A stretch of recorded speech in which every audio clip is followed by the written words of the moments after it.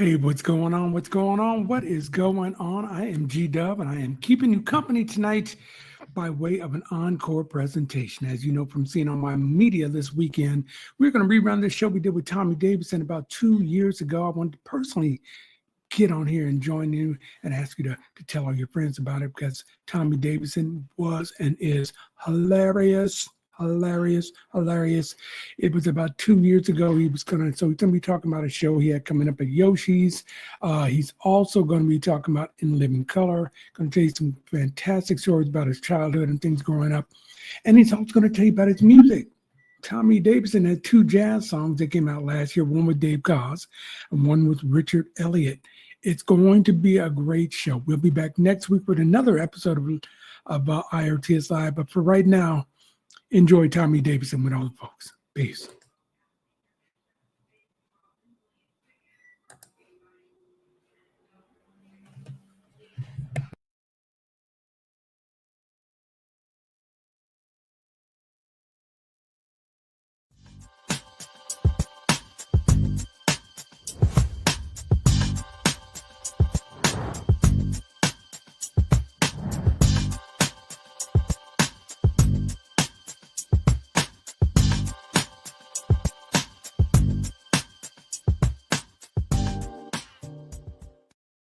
What's going on? What's going on? What's going on? You got the almighty DJ CJ Flash back with a brand new live episode.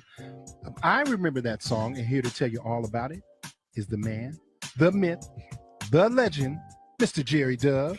CJ Flash, Dominus Ominous. I actually had 2 other people call me the man, the myth, the legend this week. See? Not all in the same time. Once called me man. A couple of days later was a myth. Third day was, but no, it don't count, right? Somebody is going to come up to you and say it just as it needs to be said. Only if I run into you on the streets, brother. Only if I run into you. No, my brother. It's believe me. Okay. I put it out there for a reason. You are the man. You are the myth. You are the legend. Dominus Ominous, my friend. Go in peace. CJ, we got a great show tonight, man. We got a great show tonight, and we don't have a whole lot of time with them, so I'm going to bring the crew in right now. We're going to do our thing, then we're going to just get this rolling, all right? So I'm Jerry Dub, the host of I Remember That Song, IRTS Live, the almighty DJ CJ Flash. Here's the music director. Here's the rest of the team right here. Say hello to Ryan Nicole. Hey. Say hello to Big Russ. Hey. What's going on, folks? What up? Hey. I'm in here fighting allergies and sweat. How about that? Oof. Allergies and sweat? Allergies and sweat. I just worked out outside. So Can you sweat out the allergies?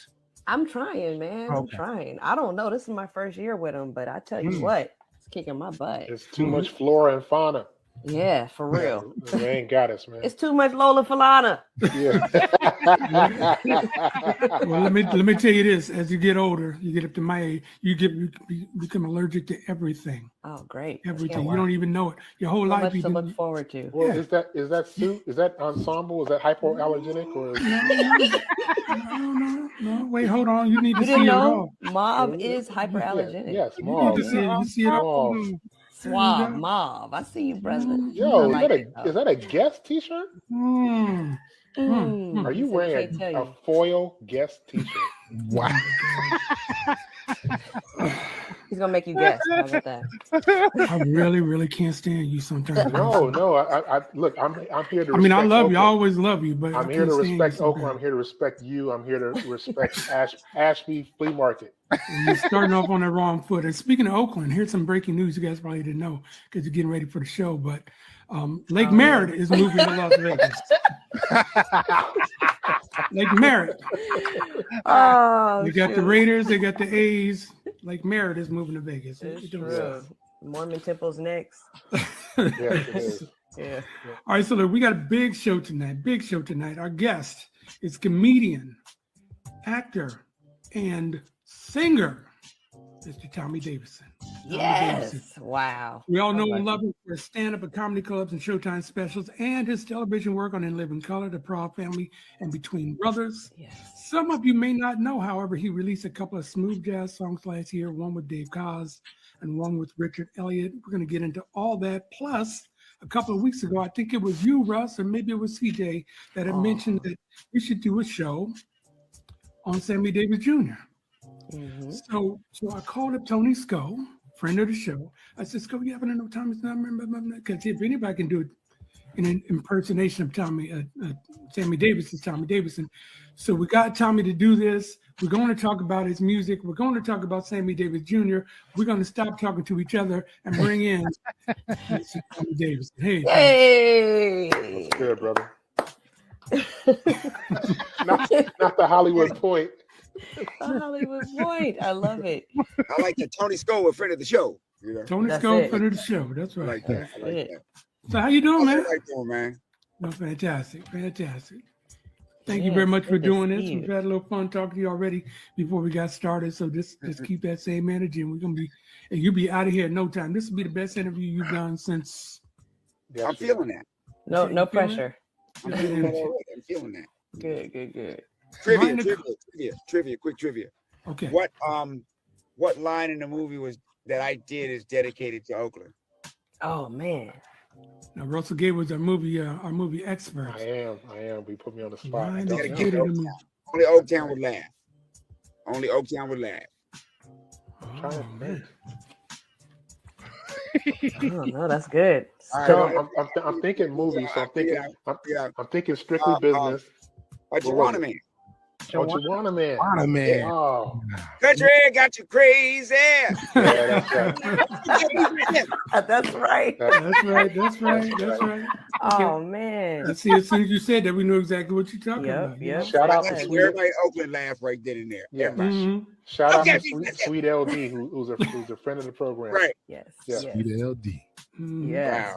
Word. Okay. All right. Well, look here, Ryan Nicole. What's up? Tell I everybody- heard you in echo just a second Yeah. ago. Yeah, I just turned my good. phone down. So Okay. tell everybody where we at and what they're doing, and we're gonna get this thing going. We got a lot of people already logged in. Dante Scott has already picked up on Russell Gay was allergic to my outfit thing. Oh man. Tommy, this is how they do me. I don't know why, but Like, you know what? Hey, man. You know, it's just a group activity. they Just say hang it's, they It's say it's just the love. dynamic. Yeah, just staying interested. That's right. I guess. It's the black group dynamic. You're Really? welcome. Yeah, you're Yeah. very welcome. We're That's how you showing keep love. your black card. Okay. All Scully right. said you Anyway. look like Scully told me you look like the snake from Jungle Book. I was like, he don't. Whoa. Tony Sco said that?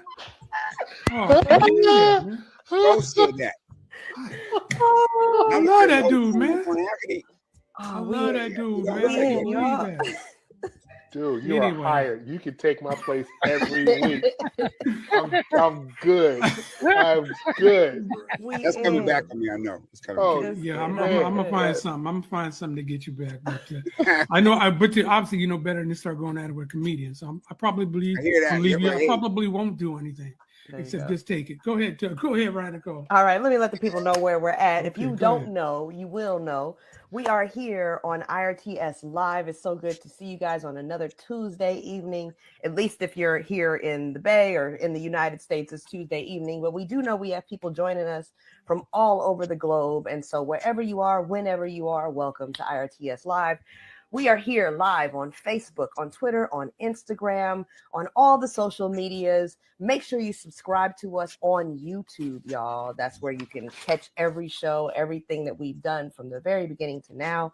Jerry, I believe this is season 7. So Yes. we got some stuff back there that you can check out with We different do. artists and what have you. But make sure that you don't miss the hook. The hook is make sure that you subscribe on YouTube, like, follow on all the other social media.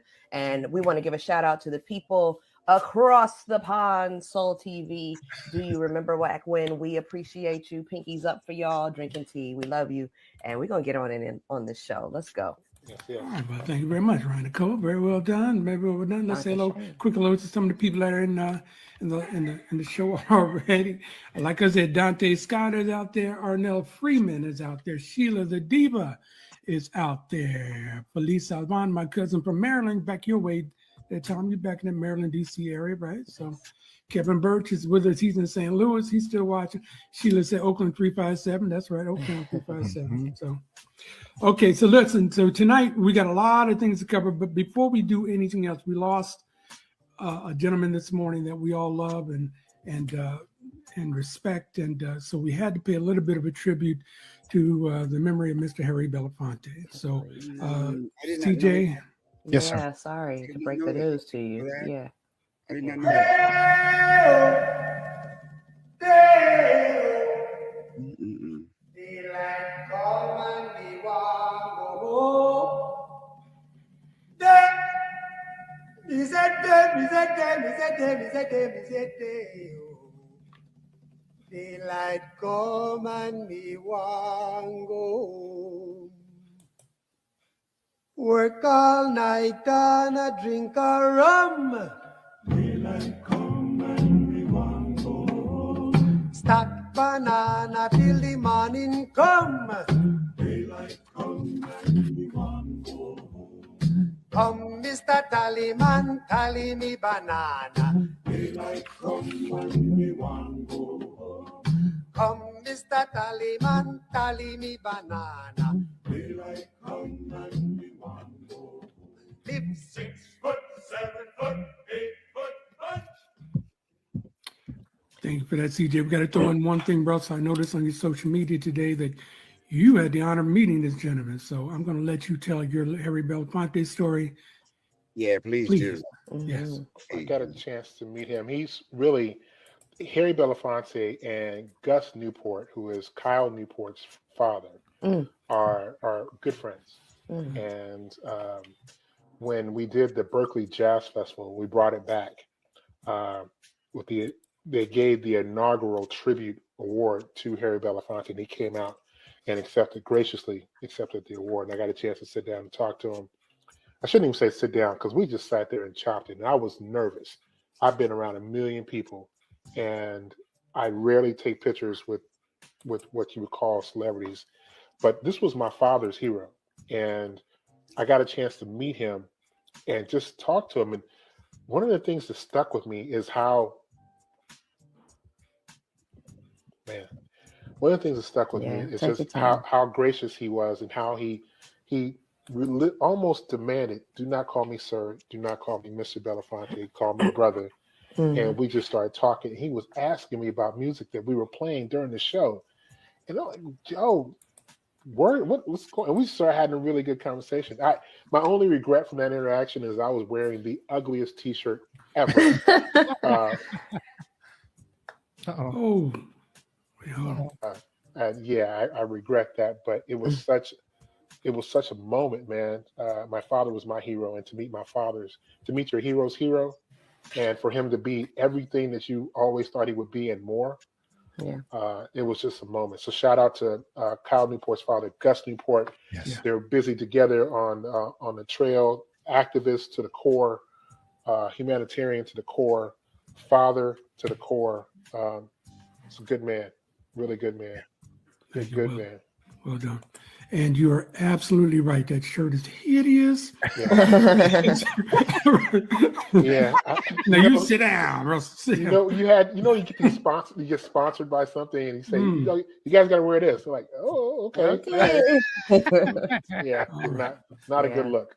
All right. Well, rest in peace, Mr. Belafonte, and thank you for all the good work that you've done for all of us that have followed behind you. Amen. Yeah. I got to speak on him really briefly. He is one of those polymaths, and for whatever reason, this multi-hyphenate identity as an artist seems so foreign to people nowadays, where you get to be an artist and an actress or actor and an activist. And he's the template for that. Him, Paul Robeson, Lorraine Hansberry, people like that set the groundwork for what folks like Common are trying to do today, or Nas, or, even myself. That's a career that I have patterned mine after, and hope to try to live up to his example of being a stalwart champion for people's justice, and also being just a phenomenal entertainer and actor. He was funny. He was funny. Flash, you'll get a kick out of this, because I asked him, because when he said, don't call me sir, don't call me Mr. Belafonte, I said, can I call you Geechee Dan? And there were other people in the room. There's always handlers in the room. And they were like, what is he talking about? And he laughed. Good. He laughed. He knew. Yeah. He knows what's up. He was happy you knew. Yeah, for real. Okay. Well, great. Again, Amen. I'm glad we got that in there. So we got a gentleman right in front of us, so we got to talk to Tommy right now. So Tommy, Sure. let's go right to your career and talk about, we can't talk about you without talking about In Living Color and just I know you've told these stories a billion times, but we've never heard them. So can you give us one or two of your favorite things from In Living Color? I mean, don't get us started on what we remember, because you hear that all the time. So go ahead, tell us some. So many. I think probably one of the most impactful one was Hammer. Wow. When I did Hammer, that was that blew the roof off of everything, because Hammer was the hottest thing out. Mm-hmm. And this is the first time you started seeing hip hop, on TV. Really, besides MTV, but we were right there, and just the impact that had on society, and that's when they saw that, hip hop can play to any audiences. You know what I mean? Yeah, man. Then there was Michael Jackson. That one was iconic, the black and white. Yeah. Yes, it was. Yeah. Yeah, I came up with that the day before we shot it, Wow. because Keenan was sitting across the table from me, Keenan Ivory Wayans, and you really wanted to get your stuff on the show, but you had to write it yourself with your writers and put it together. And so if you didn't do that, you wouldn't get it on the show. If nobody liked it, wouldn't get on the show. So the object was, I need to get on the show this week. Keenan turned to me and he said, he's talking to everybody, blah, blah, blah. He said, Tommy, do you have some Michael Jackson sketch? And I was like, yep. I was like, nope. So I ran to the writer's office, man. We wrote that thing out. I called the music guy. We put together a track real quick. I went over his house. We worked on that music track the whole night. Wow. Next morning, went into the studio. Went into the studio. They had all the stuff set up. We're gonna run a rehearsal of it. So I ran the rehearsal. Keenan, this is genius. Keenan came by. He said, when you walk down the sidewalk, put a hopscotch. When you get up to the end of the sidewalk, I want you to spread your arms. You got a fan? A big fire fan? Yeah. Right. The wind is gonna blow you over. I'm gonna throw some wind. You hit your hand on the window. Don't go ow, go Right. And then he said, right when the police arrest you, he said, and ask the officer, am I black or white? And he arrests, you're under arrest. And I go, I guess I am black. And that's his genius. Wow. That's his genius. He could just see the play and then it just calls it out. That was another me and Jamie. The Ugly Woman. Yes. I was always the one picked to play with him on that. Yeah. I can play the straight too. Mm-hmm. I can play the comic on that side, but I can play the straight too. I can play both sides. I dribble with my left too. Ambidextrous. I was always with Fire Marshal Bill, always with him. I was always in sketches where I was the other guy too. Made it real good for me, man. Yeah. You used to make me laugh the way you would jump off that table when Jamie would be giving you a massage. Run around. Your robe would fall off for you. I'm like, whoa, man, bro. come on, man. Get the Speedos on. Jamie tried to pull them off for real. Oh, no. Oh, You don't know that story? No. Oh. Next time you watch him try to take him off for real with all his might. And I held him up. Like, By a shoestring. Let me tell you something. They're nylon. Oh, yeah. Speedos, you ain't ripping them in half. Maybe you No. Superman. But he tried. If it wasn't for those things being Speedos, I'd have been naked in front of the whole world. Then I turned around, and for 2 seconds, I was like, I'm going to punch you in your mouth. Right? And then it dawned on me, this probably going to make history. Yeah, man. Yeah, man. Yeah, man. Absolutely. That's great. Sammy, you got her. She's going, yeah, man. Yeah, man. Yeah, man. I know. It's in my body. Yeah. Look at it. Pay no attention to the sombrero, baby. I work out. That's right, baby. Yeah, man. You can dab. I think one of the genius parts of that show too is that it was only a half an hour. Yeah. Because was we could never get enough You That know, was the always genius of wanted more. Yeah, Yeah. love that. You couldn't wait till the next 23 week. minutes of gold. You know what I mean? Mm. Yep. That's a woman's secret, you know. I'll make sure you never get enough. You sure that's not the man's secret? 'Cause look, Hey, well, hey, I'm just saying. It's a lot going on, so I got to avoid saying anything about anybody now. You know? that's You're right. real. Yeah. That's true. Don't let the pronouns chase you, Right, bro. exactly. There's a lot of You know what I mean? secrets Mhm. going on. You got a weenie, don't mean you're a man. That's I mean, right. Exactly. That's I right. mean, Exactly. what? It's a new day. You know, that should go first. You know, because it's like you don't need it. Yeah, you need it. Exactly. Everybody's saying that. You know, this is coming off first. You know what I Right. mean? You're right. Look at You're right. Jerry Law. I don't know. You're blown I'm- away. No, I'm looking at some stupid people here in the comments that I'm trying to delete at the same time I'm Oh listening to you. man. But Oh Yeah, man. delete the ones that are, you know, that can. yeah, I see it. So you know who you people are. What you Hey, trying what to is do? like? Hey, what does it Deal mean with by that? Yeah, seriously. They're probably upset, you know. Yeah. All right, now, another show you did that CJ wanted to talk to you about was Between Brothers. Mhm, That was the first thing you did after In Living Color, right? mhm. Yeah. It was the first show I did after In Living Color. Great show. So about 4 African American brothers. All of them were professionals in their own field, on top of their own game, and you know, all of them had their own homes, and it was really cool. It was me, Kadeem Hardison, Mm. Kelly Perrine, and who else? Dondre Whitfield. Dondre. Yeah, You know? Yeah. I don't save the picture now. Look at that. You look like you're about 15 years old in that one, man. You Yeah. look I know. older than that. I know. If it wasn't for, you know, the fact that this looks like Bentley, I'd be looking that way right now. I was gonna say you don't really age, brother. Mm-mm. Hey, What- we're what's- up here. Well, what's the secret though? I mean, you could, you know, that ain't nothing but a little dye, but you know, what's the secret for the skin care? What you doing? You drinking Well, I- with- I- juices I and think berries? it's- What is it? I think it's happy. I you hear know, that. Happy works. It's happy being able to dispense happy every week, every Yep. weekend. Happy is so underrated. Happy, you know, just knowing that if I have enough happy, you know, then the rest of the stuff don't matter. That's Right. I show up on my job. You know, I don't work like at a baggage claim, you know, first thing in the morning. People come in, where's my damn bag? Right. You can have your coffee. Where's my bag? Oh, sir, Right. where is that? First thing I hear, you know, when I start my job or in the morning, you know, oh man, you crazy.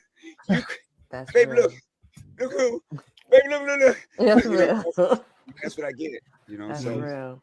think it's a lot of that, you know. But Now you travel a lot. Have you run into a Karen on a plane yet? oh man, they're everywhere.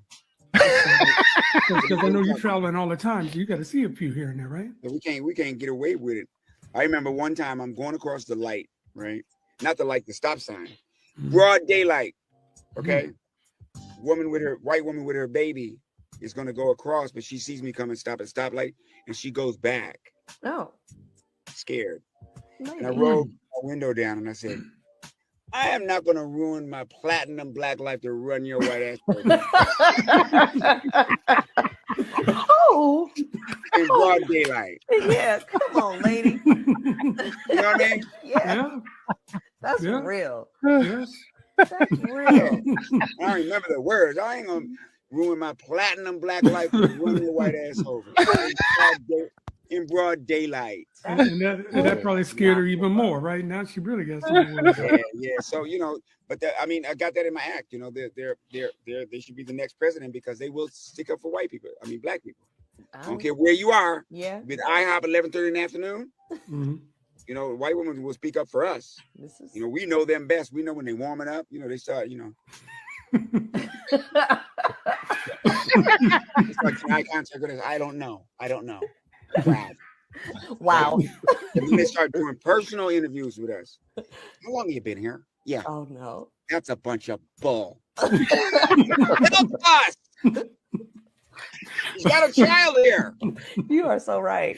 You know, You're so run right. that fool in his baba.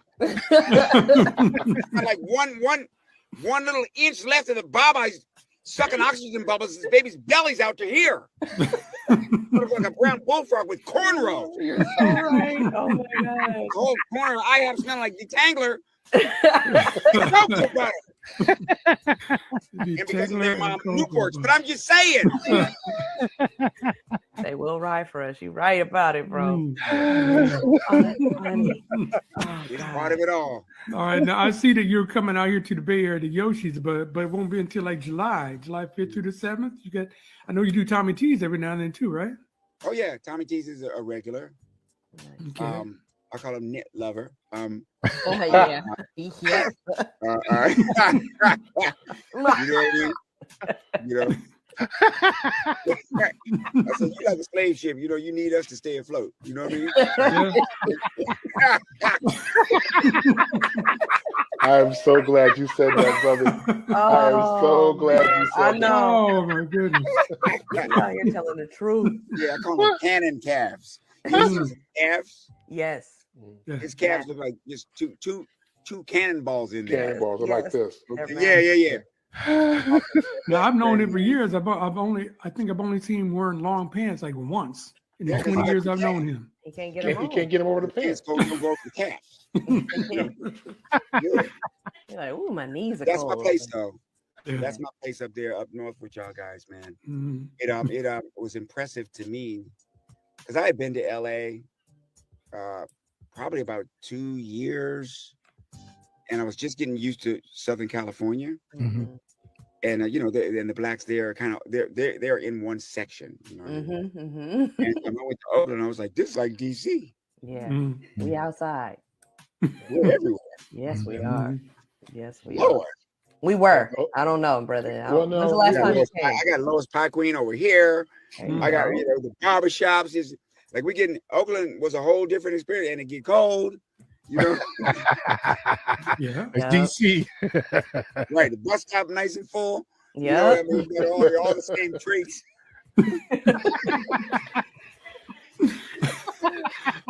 DC, Oakland, and Detroit. Yep. Yeah, they're the three. Yeah. Okay, Mhm. the three amigos, boy. That's Mhm. right. I was like, I marveled by the damn place. Oh. Wow. When's the last time you was here? Yeah, really. I don't know. I think it was recently though. I think Okay. it was at Yoshi's not too long ago. Yeah, Oh. it's changed a little bit. I'm always up there in one way or the other. Yeah. Yeah, there's one neighborhood that's actually called Karen.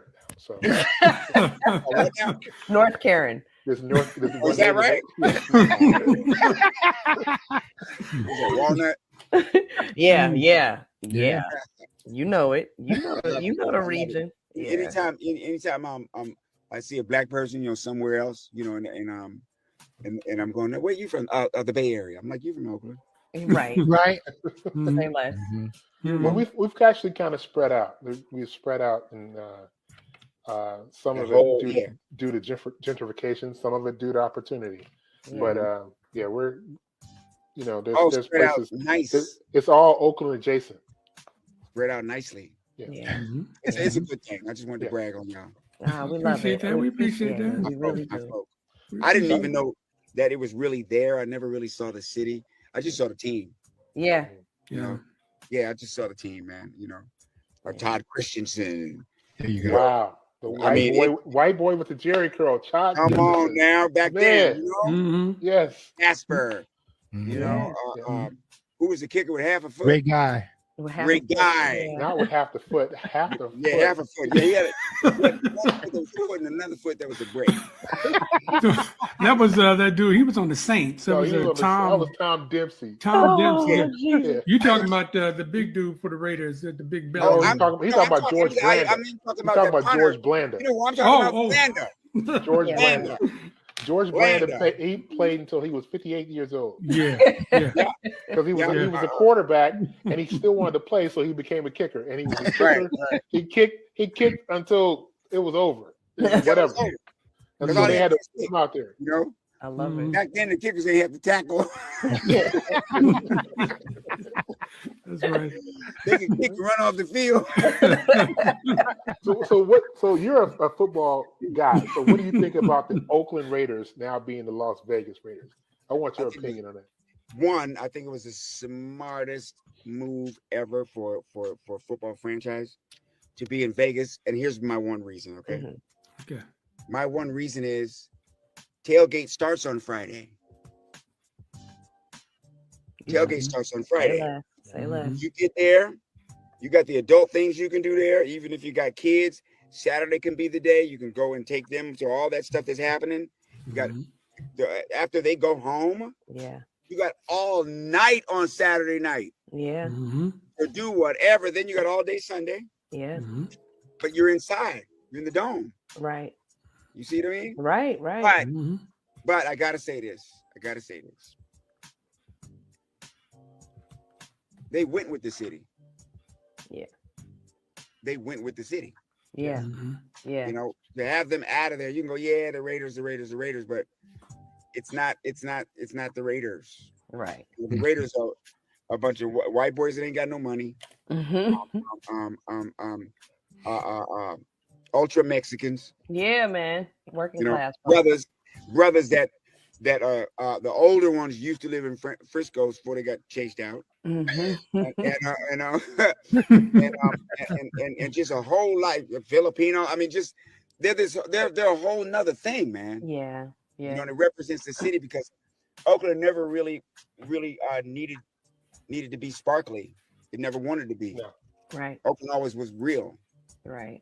It matched the team. That's deep. Oh, You know what I mean? play How Can I Say Goodbye? How can I? To the black hole. You know. Oh, we still got a hole. You know, Very the big black hole is still there. It's called the Oh, yeah. Coliseum. Then Kenny the Snake Stabler dropped back and hit Belindikoff with a 60-yard That's cane right. that put the Oakland Raiders in position. Don Casenda? Wow. The Colonel Custer-esque. The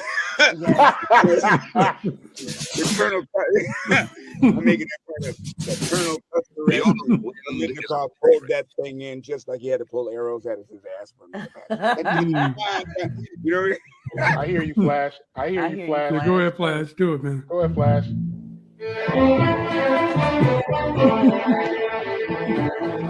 And the Snake Stabler dropped back.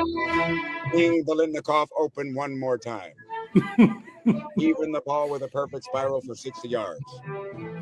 Putting Oakland in the position to win their first Super Bowl in a decade. Yes. Well, thank you for that. Well done. Well done. Yes. Got the coldest running back ever. I'm gonna just take my Coldest notes and just running throw back them away ever here, went to them. Tommy. I'm just taking my notes and just. You know, coldest running back went to them. Yeah, Oh, yeah. man. You Marcus know? Allen. Yeah, oh yeah.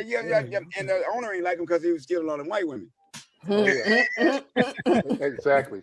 You want to get You to the know? truth. That's exactly what happened. But y'all got, man, y'all got Vita Blue. Yep. Yes. We Oh did. my God. Yep. Vita Blue. Vita Blue and So, Riley it's a Blue situation, Moon remember- Odom. You remember the old Golden State? Yeah. Yeah. Oh, yeah. Come on now.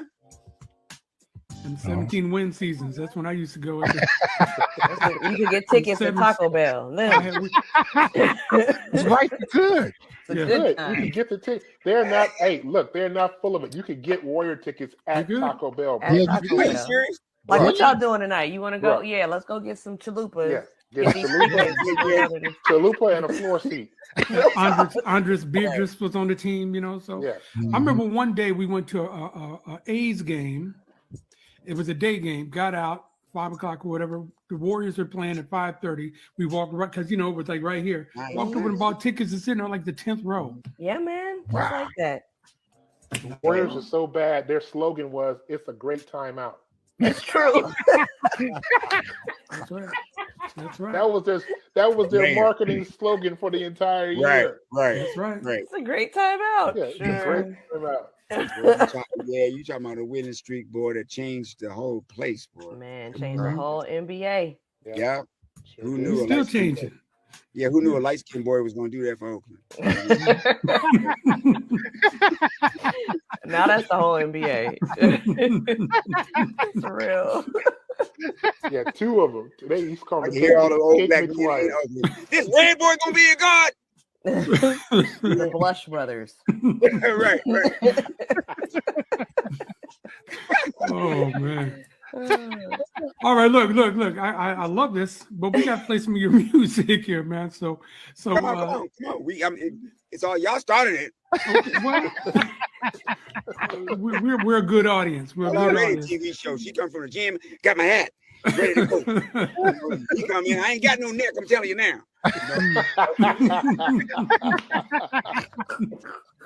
Yes. And, I got a big giant watch on. I know it, but this is a clock. Right. Is that a turtle on your wrist? This my wife. Oh, shoot. All right. So a lot. I didn't know.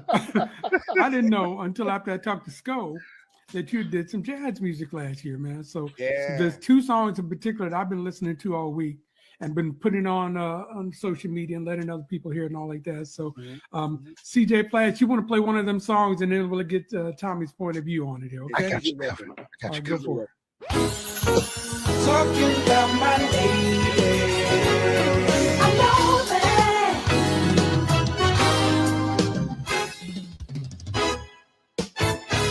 I know the fool that I have been before. To wander through an open door without your love. And I know the things that I have missed in life while living life away.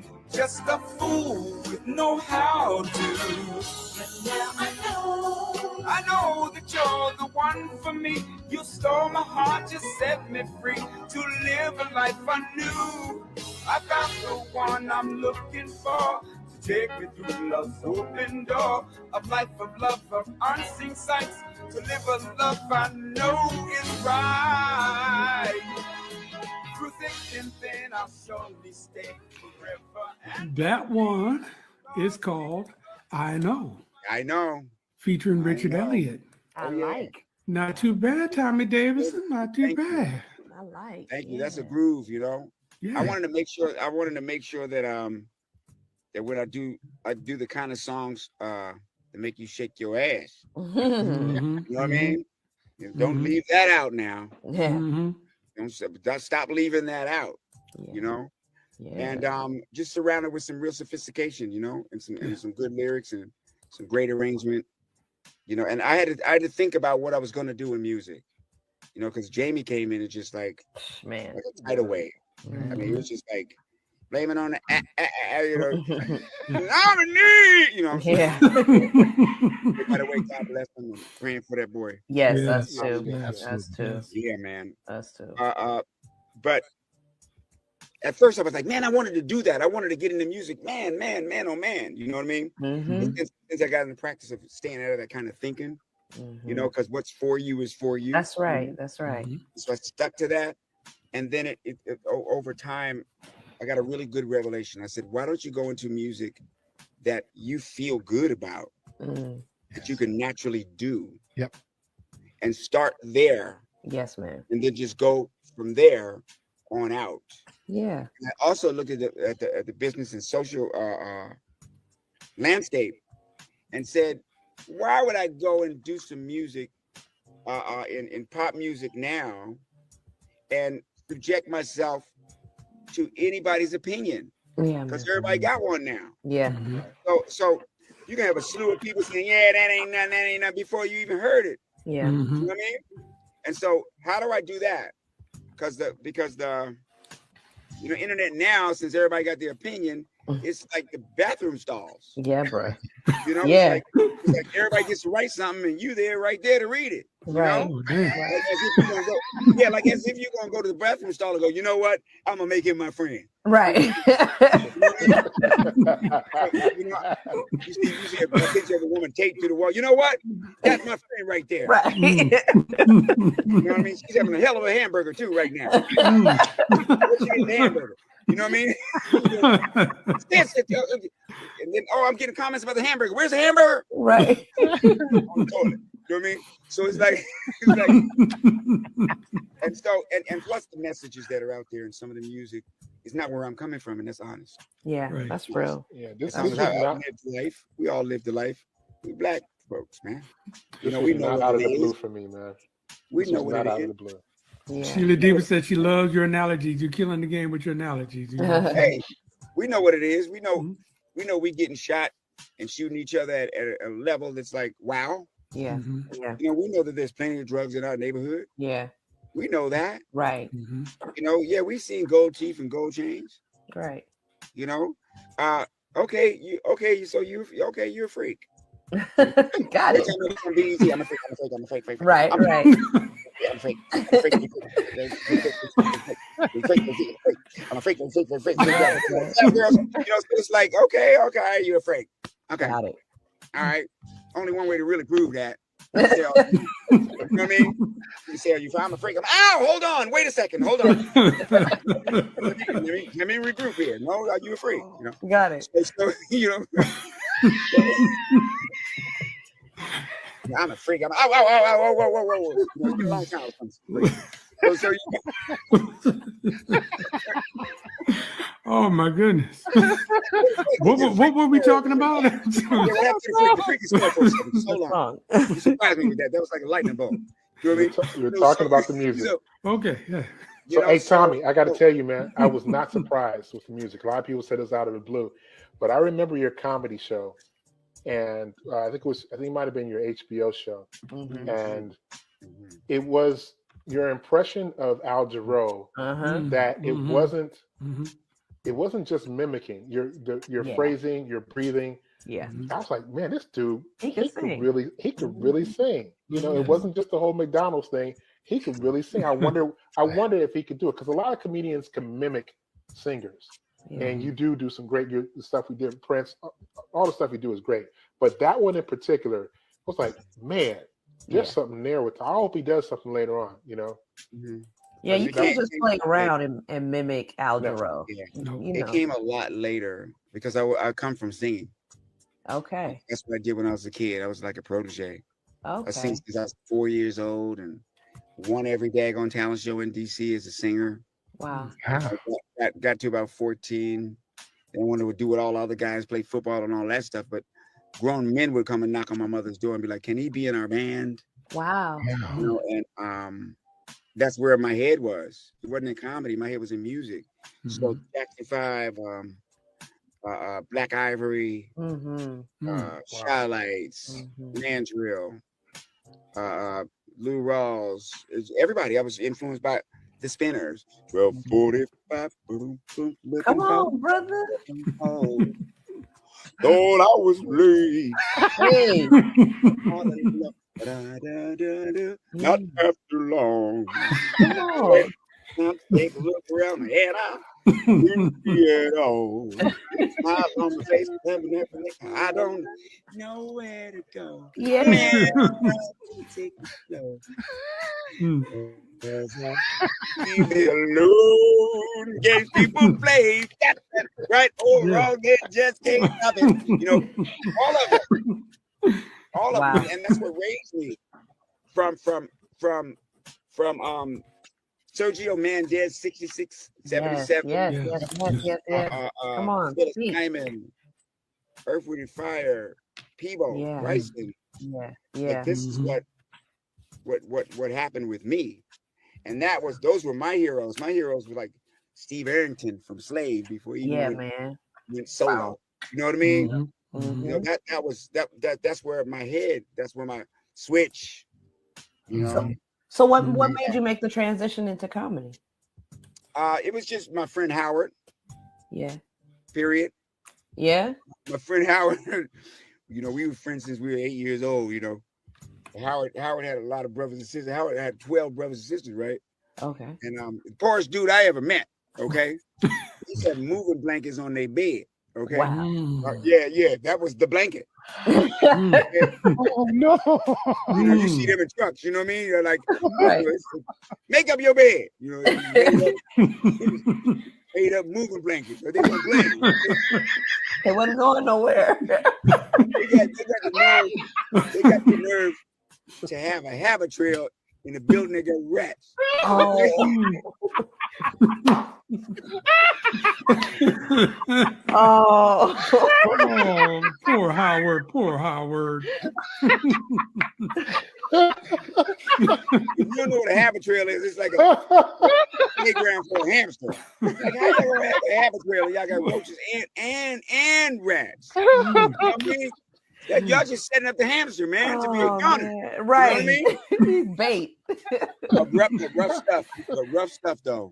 we really grew up seeing it all and all that, man. His mama, his father used to fight, man. His mother, man, she was crawling down the hall naked, bleeding, man. Damn. I'm talking about we we came up, Yeah. And I got a job at a Ramada Inn. I was like 19, I think 18, as an assistant chef. Huh. You know, big job, right? Mm-hmm. And I called Howard. Howard always was real with me. And I called Howard. I said, man, I got a job at the Ramada Inn, man, as assistant chef. He said, you about the stupidest nigga I ever met. What are you working for? Yeah. 2 days. You're like the funniest person ever. Ever. I'm telling you, Tom, if you were in Hollywood, you would have your own shows. You would be right with Eddie Murphy and them like overnight, man. What are you waiting on? Right. You know what I was saying? You just mad because you ain't got no job. You know? He's like, all right, man, keep messing around. You ain't getting no younger, man. That's a You've good been friend. like this my whole life, man. I'm telling you. That's a good friend. He calls me and he says, he calls me on the phone. We didn't have a cell phone, you know. And he says, yo, I got the manager down at the Penthouse to let you go on stage for 5 minutes. Huh. You know, the Penthouse is the worst strip club you ever want to talk about. Okay. Okay, I mean bad. Okay, that's what the crack was in DC in the 80s. It was like crazy. Yeah. And he said he'd give you 5 minutes. I was like, hey man, I ain't going down there, man. It's a club and there's people there. Yeah. You know, came out my house. True story. Came out my house, knocked on the door, and took the bus. It's in February. It's cold as I don't know what. He's like, come on, Tom, let's go, man. Let's go. You got a car? I came over here. Just put me in the car and let's go down in 5 minutes. I got in the car. My radiator bust. Boom. Right. So smoke everywhere. It was like out of a movie. The bus came and he just backed on the bus. I'll be back here late next week. Right. He knocked on the door and said, let's go. We went down there. I walked in. The manager looked at me. All right, is that him? And Howard said, yeah, that's him. He said, you got 5 minutes, young man. And I looked at Howard and I said, Howard, what do you want me to do? And he looked at me, he said, I don't care what you do. Just say something on the mic. Yeah, man. Say something. And from the first thing I said, I swear, people laughed. Wow. Yeah. And laughed and laughed and laughed. It never stopped. I'm here now. We still laughing. Yeah, we're still laughing. That's right. Yeah. I'm here now. Right. Yeah. Oh, God bless Howard. So did you get Howard some blankets, man? Some bedding? Did you buy him some bedding for Christmas? That's Howard's blanket in the background. Please tell us you took care of Howard, man. Howard alone, man. Yeah, of course I took care of Howard for years, man. Okay. For years. But my mother, that was her favorite. She loved her some Howard, man. She always used to tell me, "Don't you never let Howard out of your sight." That's what's up. Yeah. We was kids then, and as we grew up, always look out for Howard. That's what's up. And she would love to have Howard over our house on Christmas morning. And he got to bring his present over and open at our house, right? Oh. My mother's crazy. I used to think she was crazy. So he's at our house and he opens his present, and it's like little green army men, the plastic green army men, and orange. That's what he got, and it came in a paper bag with a bow. Okay. And so my mother said, "Come here." I'm like, "What now?" She said, "Give Howard one of your watches." Oh wow. I was like, "I ain't giving Howard one of my mother." I ain't I'd have been dead. Right. Now I never would have made it past mother. You know what I'm saying? And I said, "Why?" She said, "Because you have two. Your grandparents gave you one, and I gave you one. So pick the one you like the most and give him the other one." And I was like, "Here, But look what he gave me." Yeah. Yes. Yes. Right. Yeah. That's what she was trying to show me. Yeah. She's like trying to show me you give to get. That's right. That's right. Come You on give now. to get. Oh, You see? yeah. That was It's- her whole thing. Yes. You give to get. We used to come home on a bus, groceries. We walking up the stairs. You didn't give groceries, but once in a while, hey, the groceries are there. Yeah. You know? She started giving the kids in the staircase food. They carrying it home to their house. Someone was so small, they could only carry the carton of milk. You know. And I say, what are you doing? And she get up in my face, boy. You don't ask me what I'm doing. I'm doing it. That's Right. That's right, She Mama. asked me what I'm doing. She said, you got what you need? I said, yeah, I did. I did it. Right. But she was trying to teach me. Yeah. Mm-hmm. You know, you got to give to get. And you It took learned a it. while for that to kick in too. Yeah. Yes. Yep. Mama Yep. knows So best. music was my heart, man. Yeah. And so comedy happened, but it happened big. It Yeah. happened big. And I tried that singing when I was doing comedy. Uh-huh. You know, and it was a big citywide contest for talent. And here I was in another talent show. And I said, I'm gonna sing. And the guy that was managing me that time, or he started to manage me, my first manager, he said, no. He said, don't do comedy. I mean, don't sing. Don't sing. Yeah, Don't do sing. comedy. Everybody do comedy. I mean, Huh. everybody sing. Do Everybody something sing. I'm different. like, everybody can't sing like me. I'm gonna sing Peebo Bryson a cappella. Oh, Which if you can sing that, you can really sing. yeah. I go at this talent show and hold on to the world, and I got it down, right? Huh. And they was like, okay, next, you know. Oh, I lost the joint, you oh, know. And he said, I told you, you got more than that. You know, you can sing all that other stuff in your act, yeah. He's right. you know, and blend that with comedy. You're unique. He's right. Mhm. So after all the being in DC for a year only, you know, I didn't even play a club the first year. Wow. It was after a year that I went to my first club, and the night that I went there was the night that I met Martin and Dave Chappelle. Wow. Mm. You know, because we all from the same city. Yeah, that's Right. right. At that Right. night, you know, Mhm. and started working the clubs. Went to the Apollo, Wow. won that. Yep. And was going to get they were going to give me a record deal and all this other stuff. And a guy there was an attorney at the Apollo, and he came to me in the back, and he said, "Hey man, give me your phone. I'm gonna call you and ask you a question." So he called me and he said, "If I took you to LA free, lodged you and everything for 2 weeks, and you went around and performed, if you did a great job, would you let me manage you? Would we move out there?" Yeah, man. And I was like, "Oh, a free trip? Okay, cool." And I went out there and smoked everything. Yeah, man. Mhm. Mhm. Smoked everything. I was in the club with Eddie and all them, and Damon and all them. Mhm. They were like the hot ones.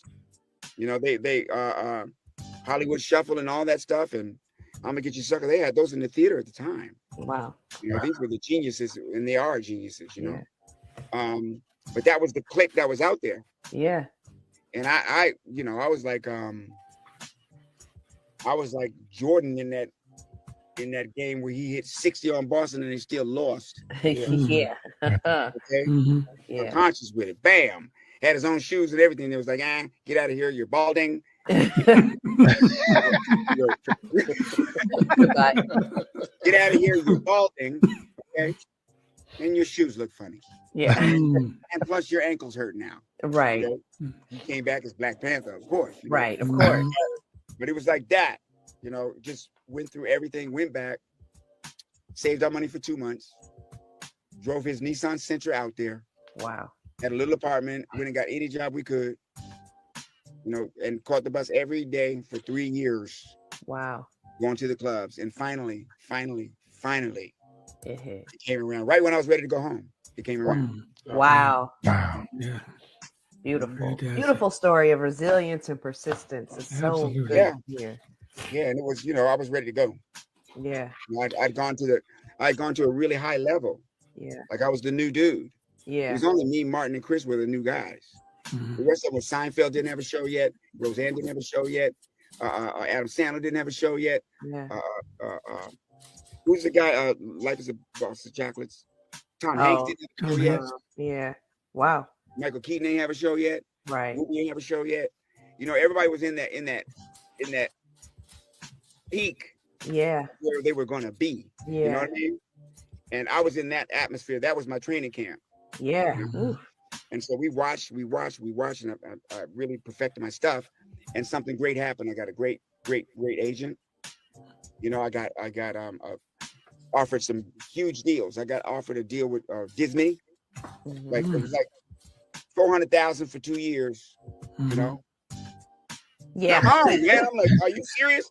Take it. And then the other one was you get to be on a sitcom opposite this famous white actress on a nighttime drama is what they called it then.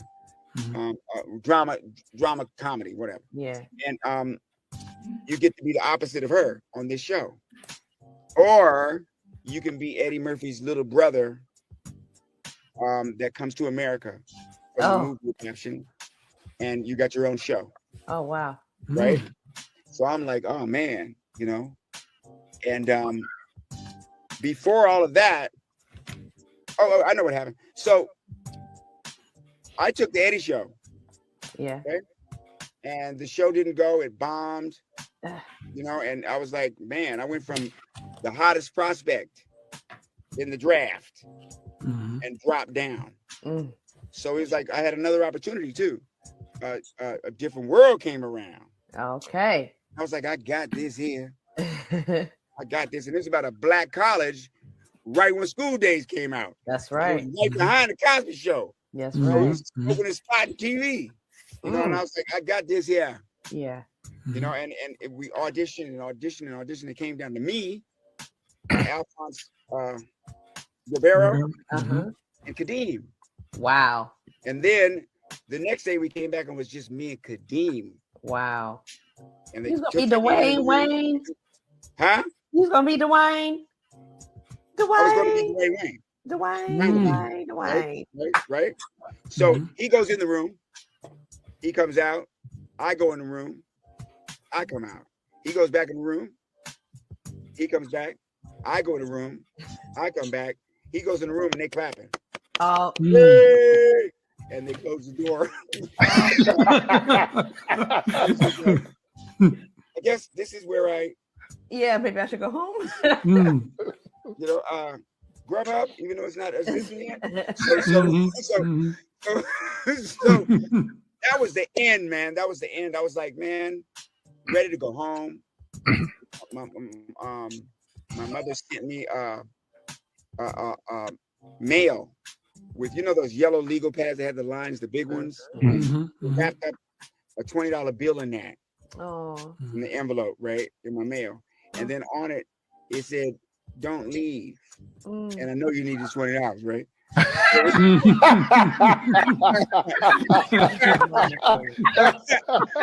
know you didn't give me much more, right? I know you need this dub. You know what I mean? You know, because she would just be amazed by how we talk. You know what I mean? Here goes your dub. You know. So hold on. Sorry. All right. So hold on. Let me turn this thing off real quick. So my manager says, man, go back to the clubs.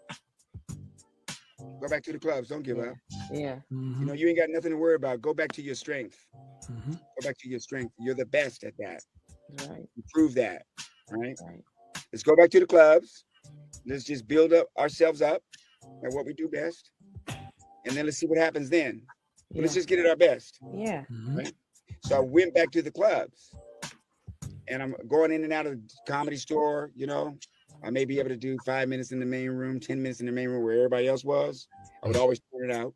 That was the club that never let me really be a headliner for 3 years. And I was getting standing ovations in every club. And the club was telling me, you're okay. Wow. In the black clubs, it was like, oh my God, this dude. But in the white clubs, it was like, you're not what we're looking for. Right. You know? So, and I'm turning out the white clubs like the black ones. because I got material for everybody, right? Yeah, for sure. Mhm.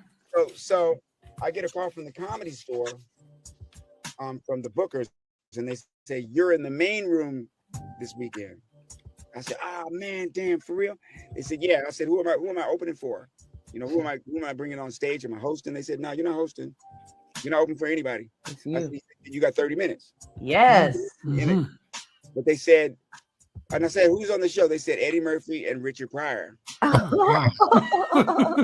Ah. And I said, well, you know, how do I bring them on? You want me to get their intro? They said, no, you're on the show with them. I love it. Then they gave me my schedule for the weekend, right? I love it. They said Eddie goes on for half an hour, then you go on, and Pryor goes on the first show. Ooh. The second show, Pryor goes on first, you go second, and Eddie goes on. Ooh. And then the order switches on Saturday. Okay. And I was like, hey, I was like Vic that first game, that championship game. I'm talking about, it was against Alabama. Yeah. Mhm. Virginia Tech. Okay. It was like that night, that weekend for me, you know? And I turned it out. And I was hungry too. Yeah. Are you kidding me? I was on the bus Yeah. after having a Celica GT I got from my mother's credit union. This white boy gave me it for $300 because I kept my friends from jumping in with when we were little kids, and I forgot. But I did. You know what I mean? I said, why you give me this car? And he told me the story. I was like, I remember that, damn. You know? We're catching the bus. Right? Yeah. So we're over me and him are like elated. We over in it, man. We just like, woo, that was great. We over in the little closet, you know, because the big room had the chicks, the food, the stars, and Richard Pryor, man. Richard Pryor stuck his head in the little closet. And he looked me up and down, and shook his head. He went, "You was a funny mother," and walked away. I love it. And I was like, "There it is." I called his mother. Yes. That's it. Yeah, you do. You made it. I told you not to leave. Yeah. For You know? $20, turned your whole life around. For Yeah, $20. yeah, that's right. Hey, that was a lot of sizzling. No doubt. I get a whole Wonder Bread and a sizzling and a pack of wings, some Kool-Aid and all that. You was good. $20. Wings are like $2.50, right? About $4 for a whole Wonder Bread. Man. You know what I mean? And you can get them sizzlings, a whole pack. Yep. You know, Kool-Aid, as long as you got some sugar, you're gonna make that work. Yeah. I ain't forgot nothing. No, you ain't forgot a thing. I love it. You know, Right there with you, brother. Right there with you. Now, you saying that just reminds me that you've also written a book of all these other things you've done. You've done a memoir, you know, that you did a couple years ago, right? Yeah. I wrote a book called Tommy Davidson, Living in Color. Wow. That's funny about me. Yeah. Yeah, nice title. And it came out during the pandemic, so a lot of people didn't get full exposure, you know, but it doesn't matter because I know it's going to get around, and that was the goal. For sure. And that book was what I owe. I owe that book. I owe that book to everybody that loved me, man, and helped me from the time I was a little kid. That's awesome.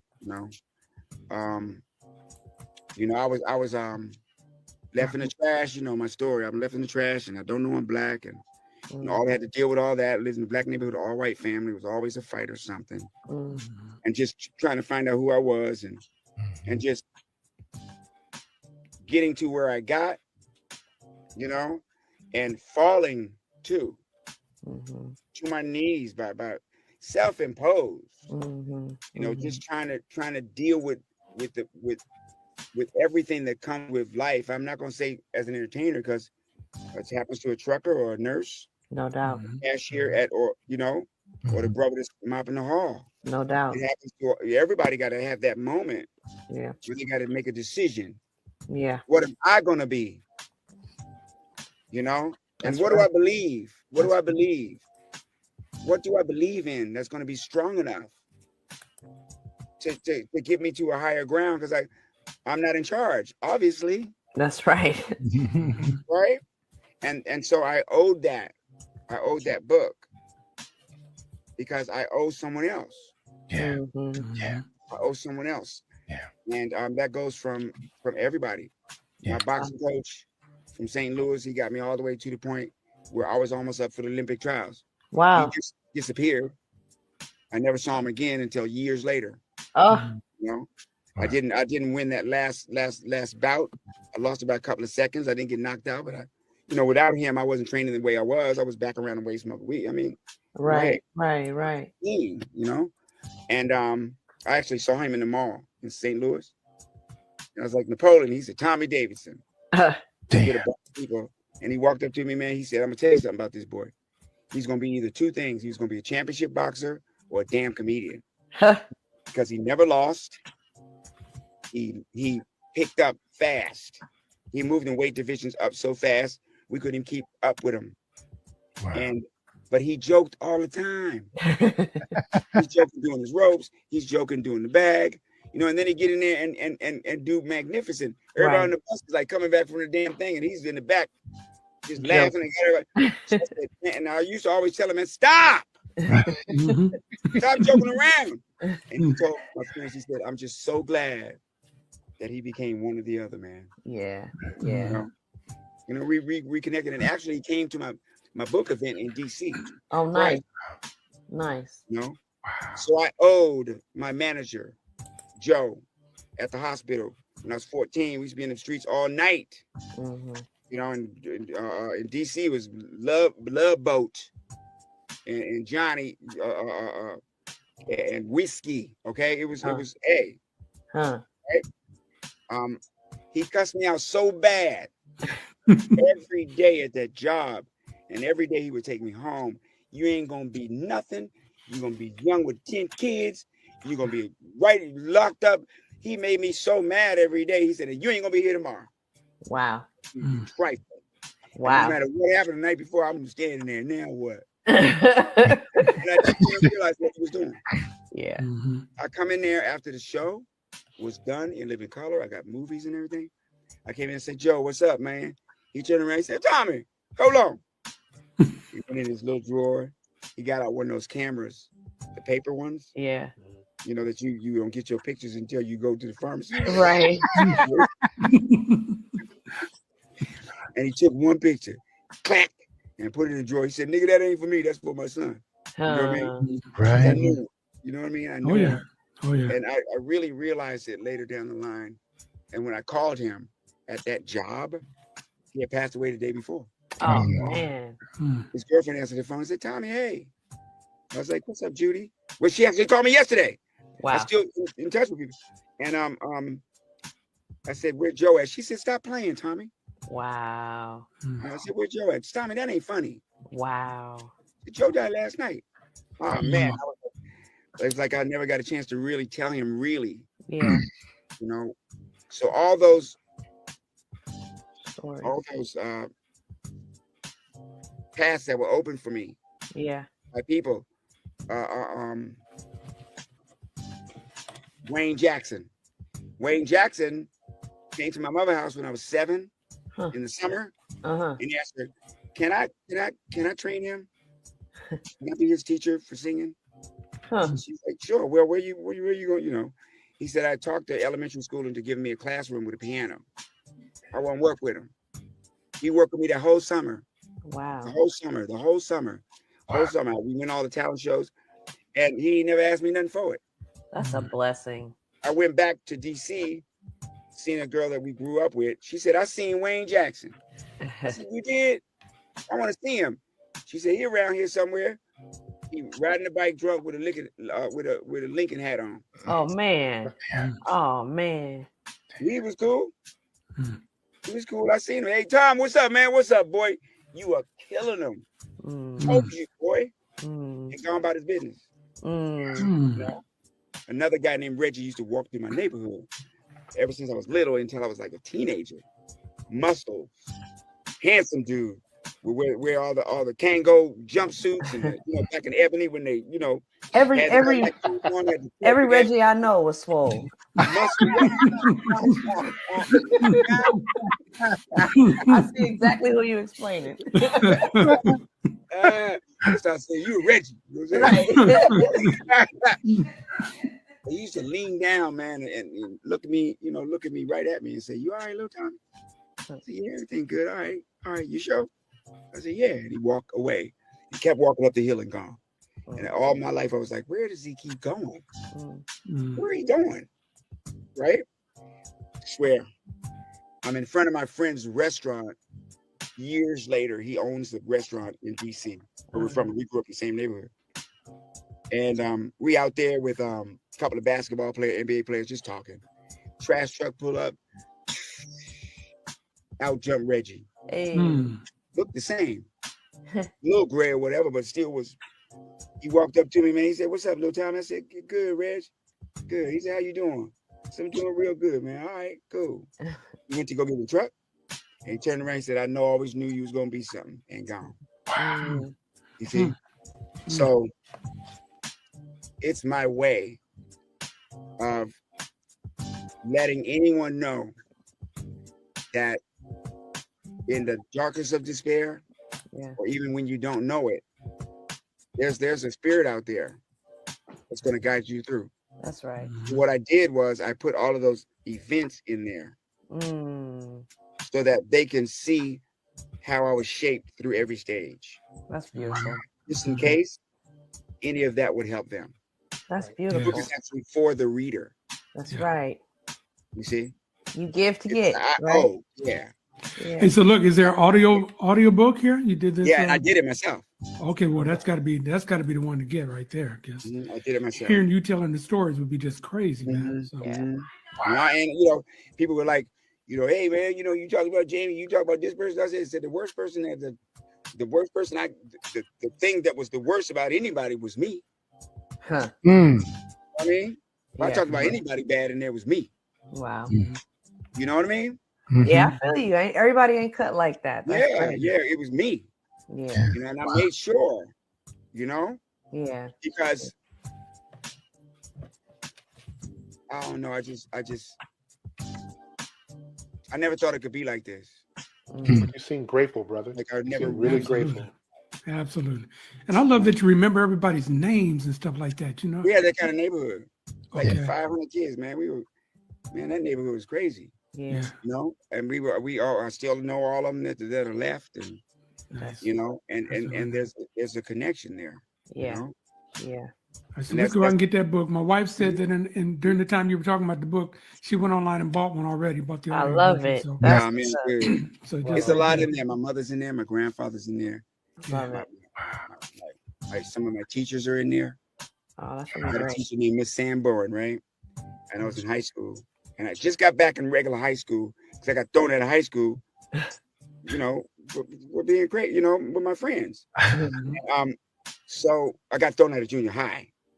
So I had to spend, my mother said, "You ain't going back to no regular school in this area. You're going to a school in that area." So I was gone for 2 years out of the place where I went to school with my clique. Yeah. I finally got into that school and they dropped out that week. Oh. And I was like, dang, but the best thing ever happened to me because I got into ceramics. I don't know how, but in my art class, I got really good at ceramics. I could use a kiln, I can glaze, I can make pots, and I had all that stuff in the displays in the school, And then this white boy came to me and he said, "You should do the morning announcements because you got a really good voice." Uh-huh. I'll do the morning announcements. My stuff is around in the school. I never told anybody what I tried to tell them. That's mine. It ain't yours, But Miss Sandberg and my counselor, who followed us from junior high all the way through high school. Oh, nice. He loved us, man. Yeah. Him and her put together a strategy for me to go to Parsons. Wow. because that was the Parsons in LA was the biggest school for ceramics. Yeah. And SMU had the other biggest school. Wow. I ended up not going. But years later, moral of this story is years later, I'm doing a show in Jacksonville, Florida at a club. And I get a note. Miss Sandberg's here. Ah. All right. When I used to come to a class, she didn't teach me. She said, go listen to your music and go do your ceramics. Go do your thing. You know, the girls' bathroom was right next to the ceramics, and that's where we hung out anyway. So, so you know, I got everything right on that ceramics, right? And I'm right, and my music. You know what I mean? And I went back there, and her kids are grown, and she told me, "You saved my life." You know, first of all, the thing she said was, "You remember me?" I'm not gonna forget you. You know? She said, "You saved my life." I said, "What do you mean?" She said, "I had tumors in my brain that got removed. And I went into a coma for like 6 months. Oh, wow. They didn't think I was gonna live." She said, "And I heard your voice and I woke up and you were on the TV." You remember? What? Wow. Yeah, you got a charmed life, my man. You got a And I charmed said, life. "You didn't save my life." I said, you brought that back. What you gave to me, you brought it back. Yeah. Wow. You know, I got a million stories like that. That's amazing. You know, but could never put them together. Could never put them all together. You know, because you live life. Yeah. You know what I mean? You live life. You know, my buddy Allie Woodson for the Temptations, he passed away. Was one of my best friends ever. Remember, he used to say, when I was going through some tough stuff, he said, "You know, you be all right when the swelling go down." You know, even when it was, Yeah. you be all right when the swelling go down. You know, and I ain't seen him in long. He said, I said, "I ain't seen you in so long," or whatever. He was like, "Yeah, don't worry about it, Tommy. Don't worry about it, Tommy. Living life take a long time." You know, That's right. yeah, got all that. That's good. right. You know? Yes. Yeah. You're watching IRTS Live. That's, I remember that song. We are talking, or Tommy Davidson is talking to us. We are honored to be listening to all these stories. When I woke up this morning, I did not know that I'd be talking about ceramics and hearing the whole like 2 minutes worth of games people play by the spinners. You know, didn't know that was coming, man. So, hey, man. got another song. Got another song that you did with Dave Coz that I gotta have CJ play some of that. Go ahead. Okay, that's cool. Yeah. That's called Sweet. In the moment I first saw you, I could swear that we had met. The look in your eye was so familiar. Where it went, I forget. Whispered your name in introduction. Darling, my heart filled the room. I knew it was you back in my life.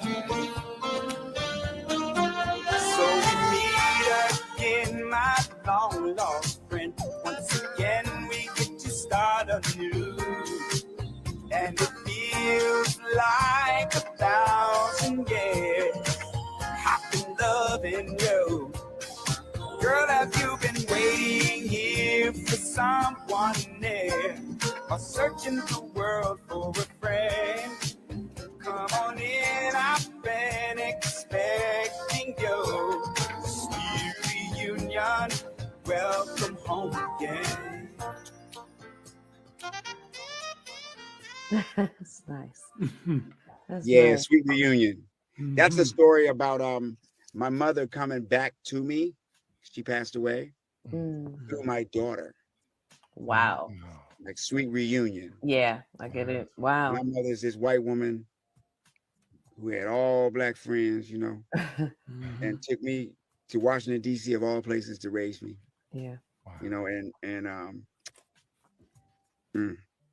just most of the lessons that I got was from her. You know, and you know, my wife is white, you know. That's not one of those things that I was like, I'm gonna get me a white girl. It was like I never really wanted to even be with a white girl at all because I didn't want black people to think that I wasn't really black like that. You know what I mean? Feel that. Yeah. So, you know, I troubleshot the whole black thing too. You know, I just wanted me some love. It never was about that color. That was what I discovered. Because when they beat our ass when we moved to DC, called my sister and my brother white cracker, and we ain't did nothing to nobody. Wow. They was calling me white cracker lover, and I went to my mom. I said, I like graham crackers. What are they talking about? I mean, you know, Never even had a white cracker. yeah, we moved to the suburbs. I hate We moved to saltine. the suburbs, man, and now it's nigga. You know, killed that nigga. Yeah. And I'm like, oh my God, it's grown men chasing me. Yeah. You know, I'm barely getting through the door. Right.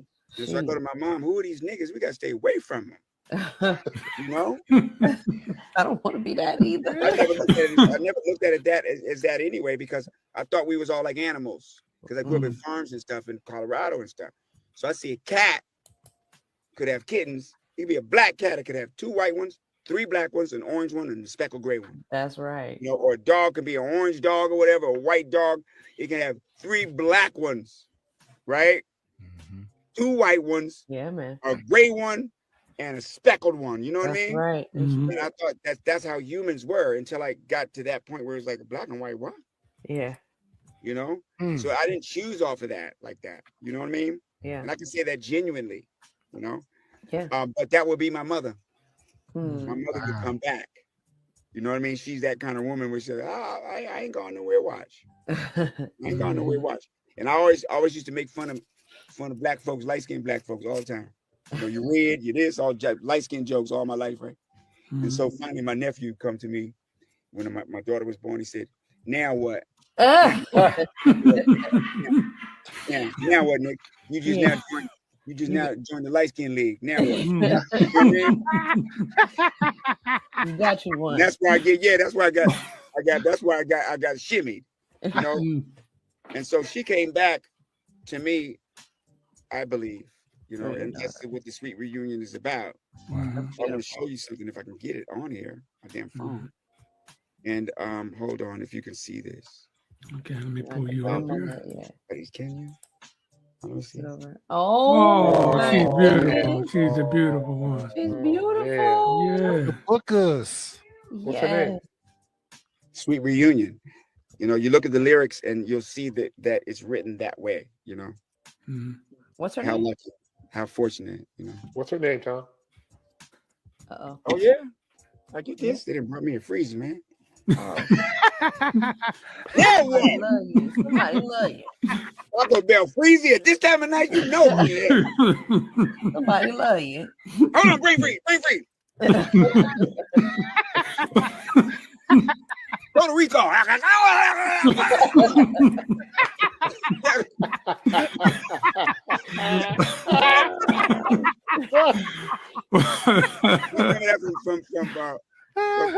From the girl land in Mars atmosphere. Yes. And then they come back down all slow, the oxygen coming Right.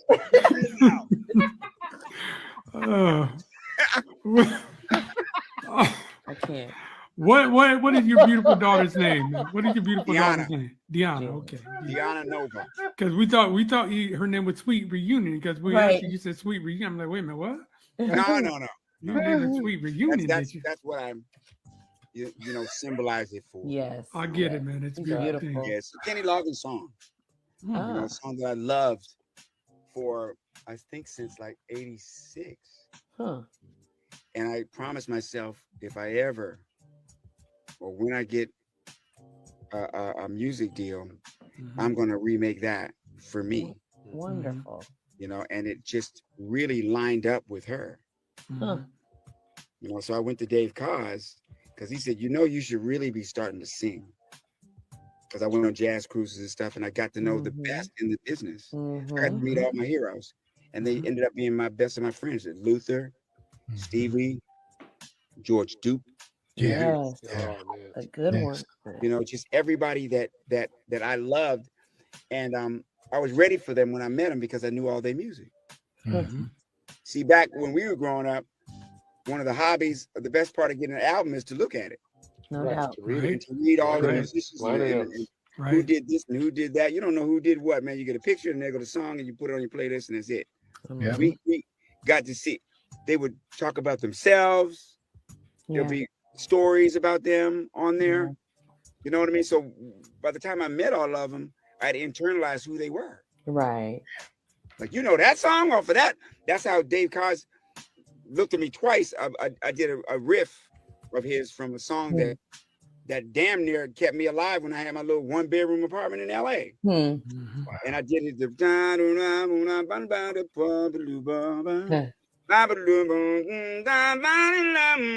right.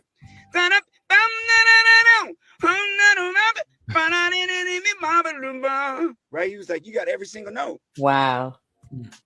So he was like, you need to maybe try this. Yeah. You know, so I went and started that. That's great.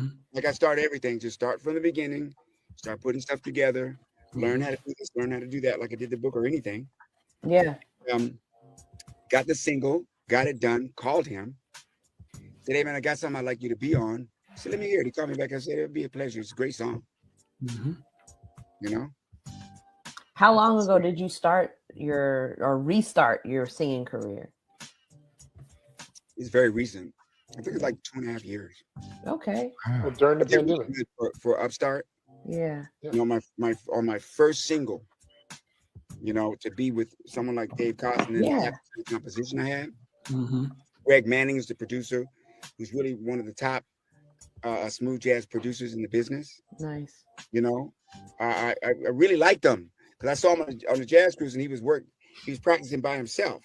You know, I was like, damn, he remind me of Zanwano, of Weather Report. He remind me of the keyboard player from Level 42. Or, you know the stuff. Come on. You know what I mean? So I'm like, he got that same thing, you know? Yeah. Music is me. Yeah. So he got a recluse and don't speak to nobody, you know. But people like that like me. You know what I mean? Yeah. People like that who don't speak to nobody, they be speaking to me. Right. You know what I mean? Yeah. And I dug them. So, and that led to that. Okay. See? Yeah. Now you sent me. Hold on. You just pulled out Level 42. I know. Right, you just can't. And Weather Report. Dude. And then he slid through Kenny Loggins real quick. Yes, he did. Too. My man CJ Flash is one of the best DJs ever. First of all, yes. And we were playing a gig. What was it? 3 days ago. Yeah. And out of the blue, he plays Freedom Land by Level 42. Out of the blue. Yeah. Wow. And I was on the other side of the venue, and I came running over to dude. Running back. Right. Oh yeah. Yes. Dude, you're killing me right now. Yeah, man. Yes. They're one of the baddest. I think, you know, what's helped me the most is my knowledge of it. Yeah. You know, I'm a music listener. I love music. You know, and that's what's helped me the most. Yeah. And I've ran into some kinks and stuff along the line because, you know, people, you ain't really legit. You know, that's not jazzy enough. I got called by some representation of my own. Wow. You know, and I was like, and though they said about I know, so you know, I don't know about that, blah blah blah. You know, we don't know if you should put that out. And I said, listen, when it's done and I hear it, I'll let you know if I'm going to put it out. Right. Once I heard it, I was like, shit, you crazy. And so as I went on, I got nominated for the Breakout Artist of the Year for Smooth Jazz. Wow. So then they really couldn't say nothing. Right. Right. But then phone calls got kind of funny with other people, and you know. So I was like in a song that I put together, it took me 2 whole years because people were jumping out of the song. Yeah. And I said, no, I'm gonna make this song. I'm gonna finish this song. And I finally finished that one. Wonderful. Okay. And I got that same thing where, yeah, but we don't know if you know, this, that, and the other thing. I said, y'all said that about I know. You know? And I said, once I hear it, I'll know. That's right. You know? And I heard it. That's my next one. That's what's so great about, you know, having this new part of your career at this age is like, you know what you like, you know, you can't be swayed. You're a grown up, you know. And it goes with the territory. It goes with the territory of success. Success isn't like an outward thing. You know, there's outward rewards. You know what I mean? A lifestyle, you know, money, whatever like that, whatever comes with that is all relative. But I can only say this for me. success is being able to dream, right? Yeah. Imagine and create in yourself and long for things that you want, and then find ways to turn that into your life. That's right. That's right. Find ways to turn it That's into your the life. bar. Yeah, man. You know, you can be at the Verizon store, and you know who's the one like you. Because they'll be like, hey man, what you want? You know, don't even know you. You know, Right. Beautiful, man. Let me see. All right, I think we got one of these. Yeah. I've never seen this one though. And they'll go through the whole thing. Yep. With you. You know what I mean? It's everywhere. That's real. It's everywhere. Now, since the Trump thing, my observation, this is subjective. Okay. Since the lowly slave, right? The lowly monkey, half man, or whatever, right? Was the just think about it. Was the chief of staff. Oh yeah, I know what you're saying, brother. Right? Yeah. How come when he gone, now this atmosphere is like that? And my answer is he was just one of us, right? And there's billions of us, right? We got to somehow make them forget that happened. That's deep. That's deep. The first thing we can do about black people to get them to forget about anything is get them emotional. Yeah. So we're going to take the worst, lowest white man, put him in there up against the best that they had. And we're the ones that go, oh, he said grab by the foot. And he said this, and he said that. And they're like, ha, ha, ha. Next one. You know? On top of other things. Right. You know? On top of other things. You even got us saying, you know, he was a terrible president. You know, he didn't do this, and he didn't do that, and he didn't do this, and he didn't do that, and he didn't do that. Yeah, he did. He became the president.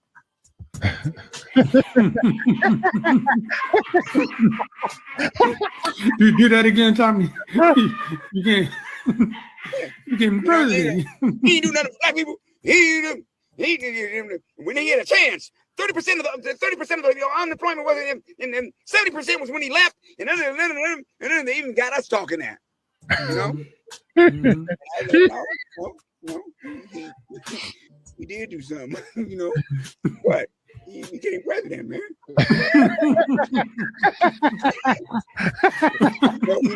You know, that's what's funny about Glory. You know, right? Well, yeah, they in a tent, and Denzel come in. Yeah. He'd a runaway.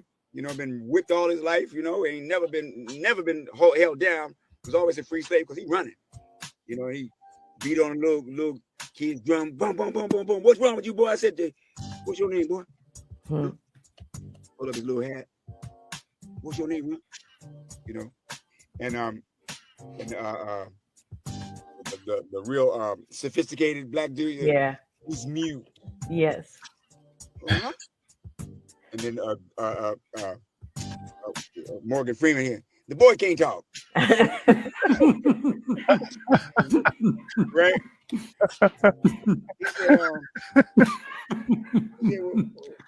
said, well, where are you from, man? I'm from everywhere. Yeah. I run for president. I ain't winning though.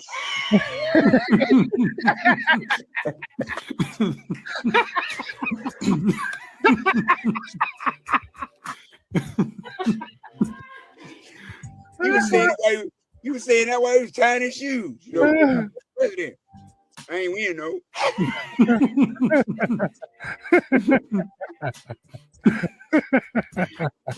You know what I'm saying? Yeah, but he won though. He won though. He did. Yes, he did.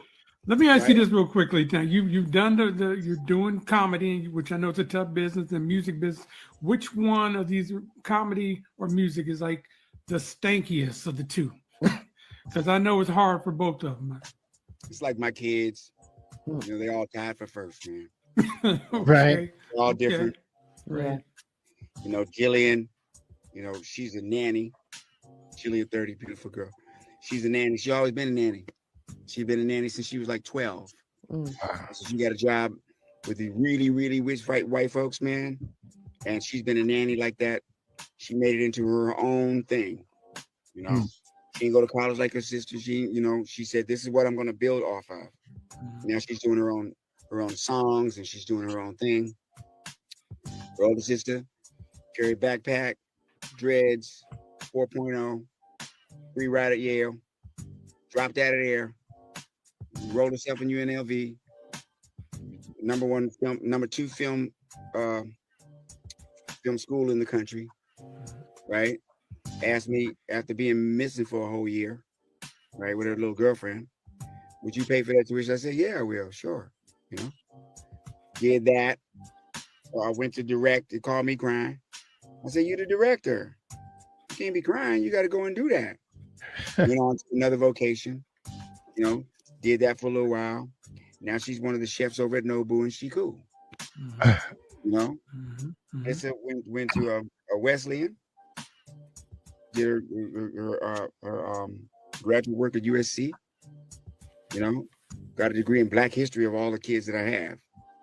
You know, her favorite movie is Wimbledon. You know, yeah. Wow. You know, and Legally Blonde. You know, all her friends are little white girls. You hear my wife? I like that movie.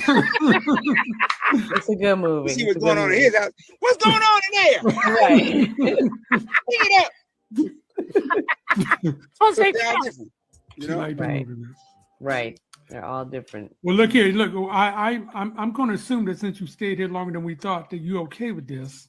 So can we get into a little bit of Sammy Davis Jr. before we let you go? Just because we promised all the millions of people that watch the show. Well, we We're got to gonna talk a show the little bit picture about of what's the inspiration for the Yes, Sammy Davis thing. yes. Let me see. First of what all, I I'd like to do Obama first. Well, by all means. Because for one, people don't know I do it. Okay. For two, people don't know I do it. Now, when I first started in office, I started out looking pretty good. I looked like, I guess, Ronnie Dyson or something. But when- Ronnie Jason. I'm sorry. Movie think Ryan you- Jackson. Yeah, So- you lost so- half the audience there with Ronnie Right, right. Jackson. and by my last year in there, I looked like Benson. Okay, it's the stuff that I experienced. It's not about your hair, or Keenan would be in trouble. Keenan and Damon, go for it. Keenan had a full forehead, and Damon had the two halves.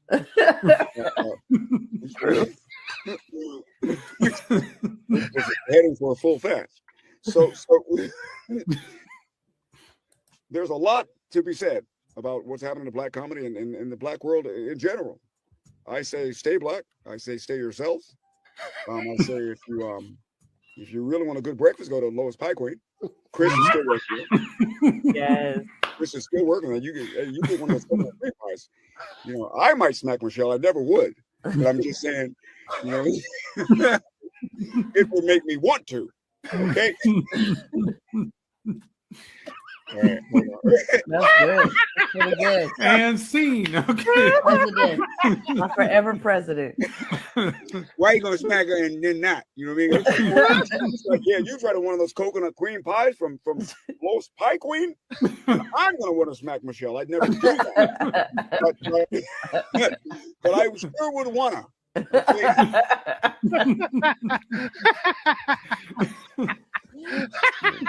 Oh my God. Why you say, but I sure would want to? But I sure would wanna. You know. Hey, Tommy, I got a question about your impression. Have anybody that you've had, like you did Michael Jackson, have any of these people actually talked to you about it afterwards and said, hey, you know, you nailed that, or I don't sound anything like that? It's funny you say that, because after Michael died, a little bit after that, a couple of days after his death, my agent sent me a letter that he wrote me. What? He wrote me an email, this long email. And I said, why are you just sending me that? He said, I don't know. I couldn't think of the right time or whatever. I was like, and the whole thing was like how much he admired me, Mm. how I had the dead on impressions, how versatile I was, and Wow.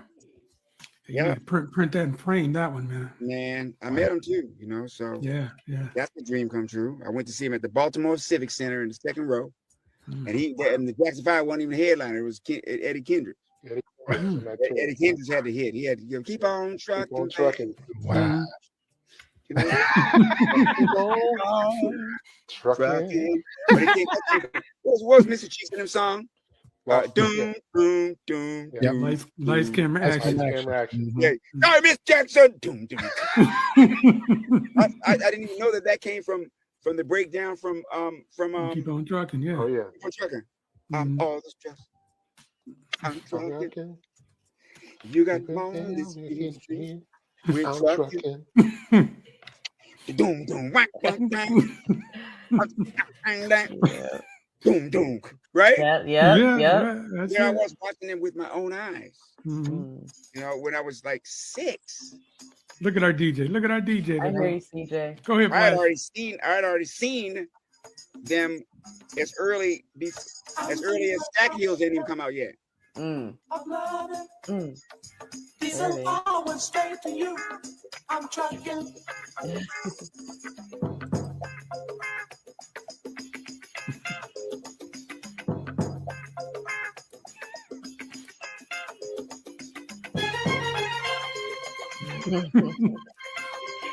Damn it. No. Sorry, Miss Jackson, my eyes out.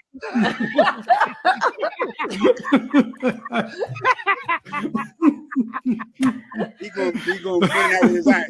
Boom, boom, snack. Oh Boom, my boom, God. snack. You know?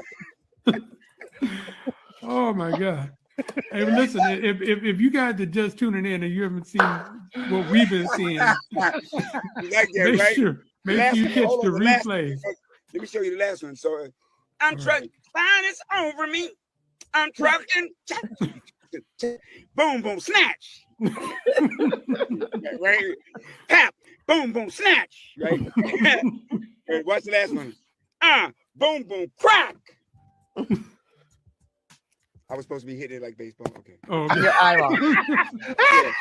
Yeah, boom, boom, Oh, the crack. eyeball. Okay, yeah, got it. You get that? Got it. I'm trucking. Boom, boom, crack, snatch. Boom, boom, tap. Right? Yeah. Boom, boom, snatch. There you go. Boom, boom, crack. Okay.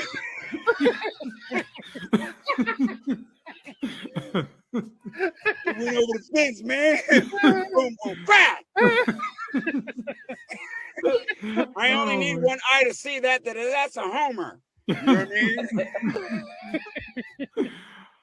Oh my God.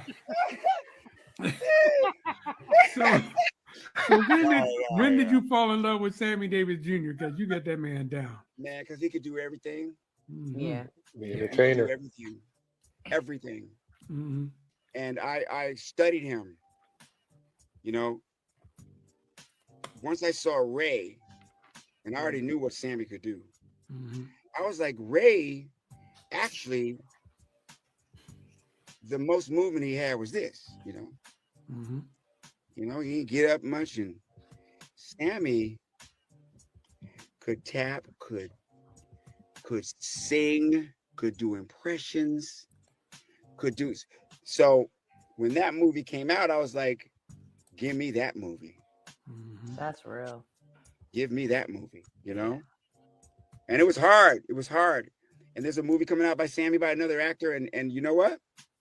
Hey, do it bother me? Yeah, of course it does, because you want to do something. You want to do something. If you want to do it, you want to do it.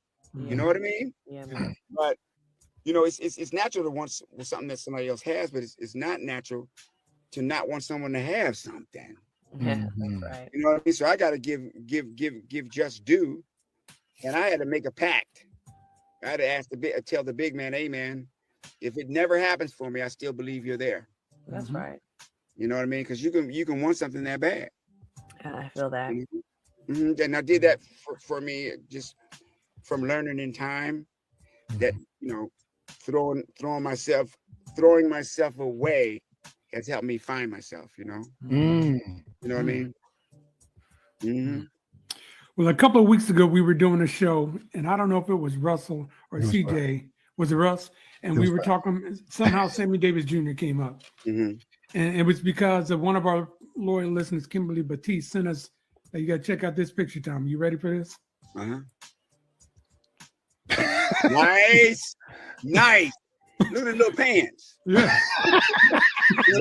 It's a whole suit. It's a sock suit, bro. Oh, it's something else. Yeah, Man. is it jumpy? Is it a whole It's a jumpy. It's a sock suit. It's a whole sock suit. There's a zipper down the center. Yes. Yeah. You look like that little salamander in the Salamander. Yeah, Geico salamander. Yeah, it was Sammy Geico. Sammy Geico. Now, how about that insurance bank?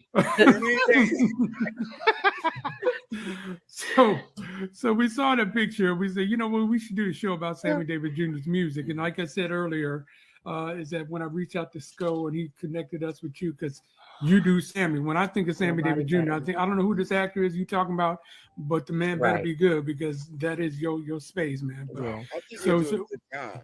Okay. I had to even admit to myself, damn, he kind of looked like him, Oh wow, okay. Yeah, but just why does there have to be just one Sammy movie? I know who it is. Why does it have to be just one Sammy movie? They got a million about George Washington. Exactly. Come on now. Come on. You do a TV miniseries. You we can do a movie. Netflix. You can do a movie about him. We're as free to do what we want to do as everybody else. That's right. For some reason, historically, Africa and people from Africa, right? Black folk, right? Cultural center, right? For some reason, they treat us like we're outside of humanity. Come on. We're a part of humanity. As a matter of fact, we're the foundational cornerstone of humanity. Say less. Nobody, the primates that didn't make it, they just plainly couldn't survive. It's the final Homo sapiens sapien that left Africa that survived because what?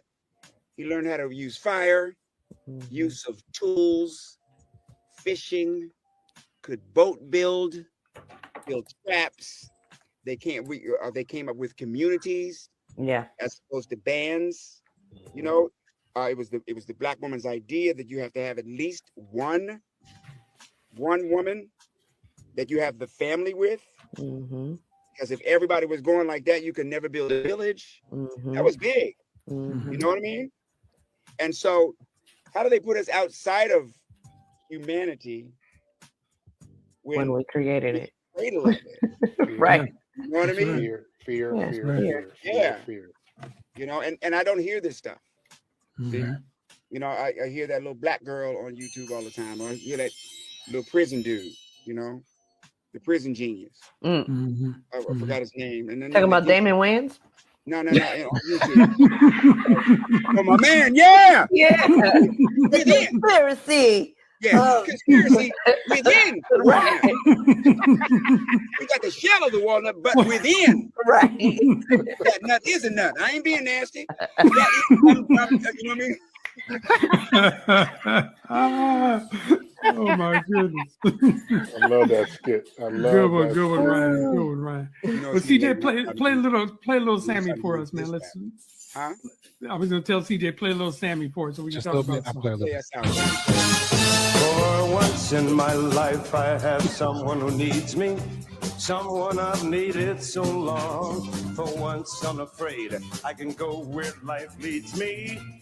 This time I know I'll be strong. For once, I can't keep that out. My eye gonna pop out.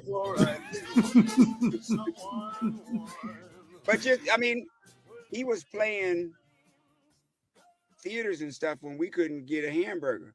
Right. And blacks was mad at him. That's real. What was that about? Why were we Why did we not embrace him? What was that about? We ain't doing it now.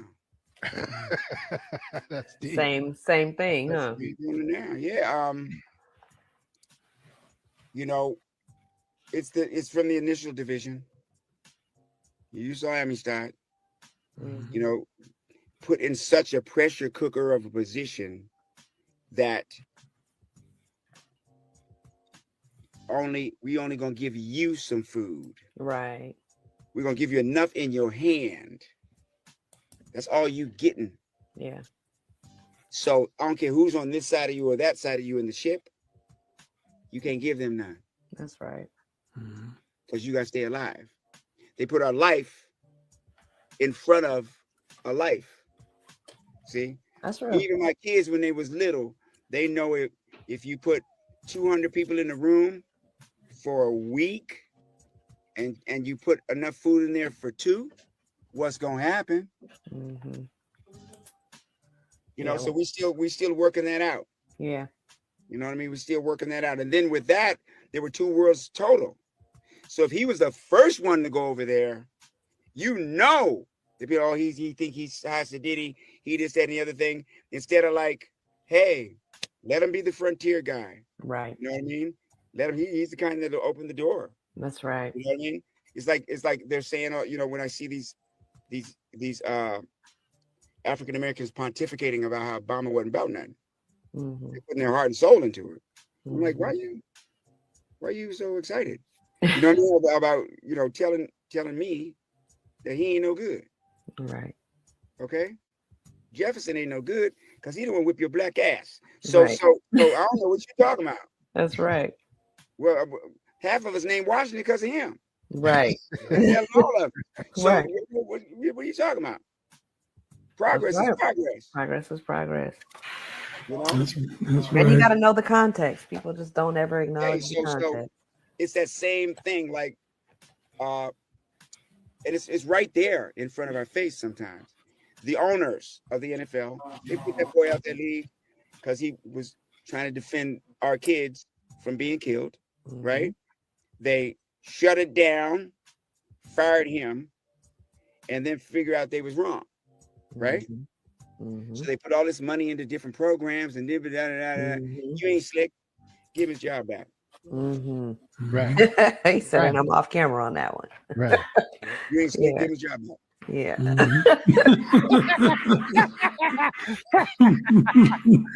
That's he lost.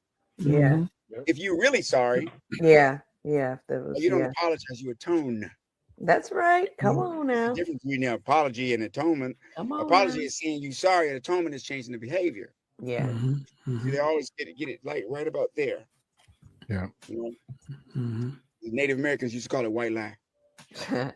You know, it ain't quite the truth, but it sound like it. you Yep. know? Yep. And they had Geronimo, right?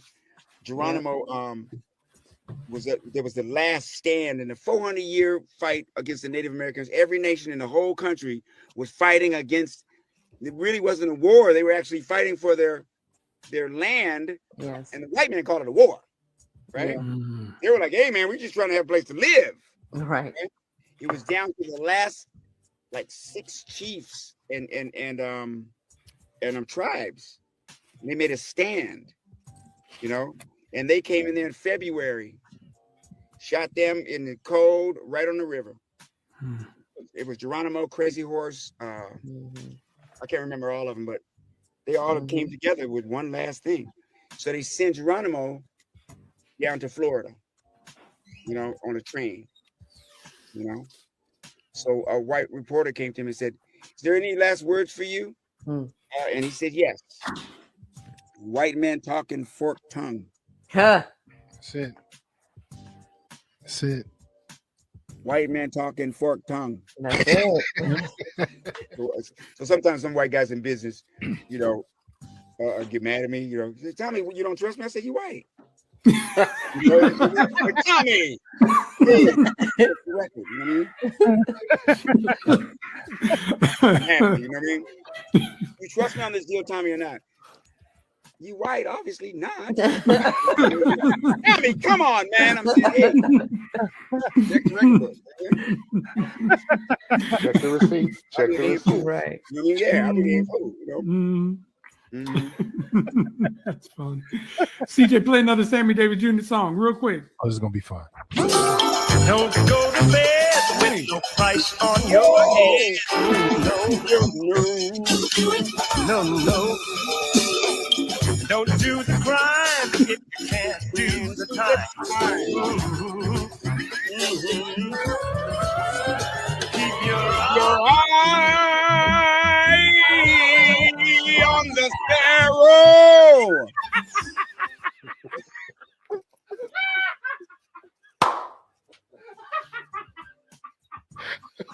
I am done. I'm done. Oh, God. That's it. Your kids are probably like, Jerry, what's wrong man, with you gonna wear me Dad? out What's of wrong here. with Dad? They Dad's know. been tripping ever since we brought him that Slurpee, man. What's going on with him? Jerry flogging me. You know what I mean? Like Denzel, you know, in Corey. Yes. Whap. You know, put another Sammy on. Whap. Put another. Whoa. Hey, man, you told me that you would give me an hour, and we were into your second story when the hour was done. So I couldn't stop you. I could only hope to contain you. So, you know, I'm paying you respect. I love y'all. I love us. We love you, man. You're hilarious. I love us, boy. Yeah, you're just there, bro. All right. Well, look. Wait, hold on. Before you go, Okay. please tell the behind the scenes stories about between brothers Oh. and Dondre was on stage rapping. Please tell us. Oh, okay. Oh. So Dondre was doing. You have to set it up though. Remember that song? Uh-huh. The Buster when Buster came out. Yeah. Yeah. So, you know, he would go out in front of every audience and what the bitch got to say, you know, he was spitting the whole thing, right? So one night it was like these from Compton or whatever crowd. So he could do. And what's this? His mouth was a little dry. So I said the crowd put their thumb on his neck and went.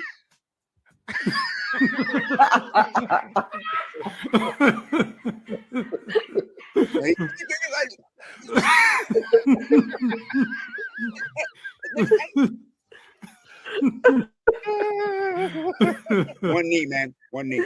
I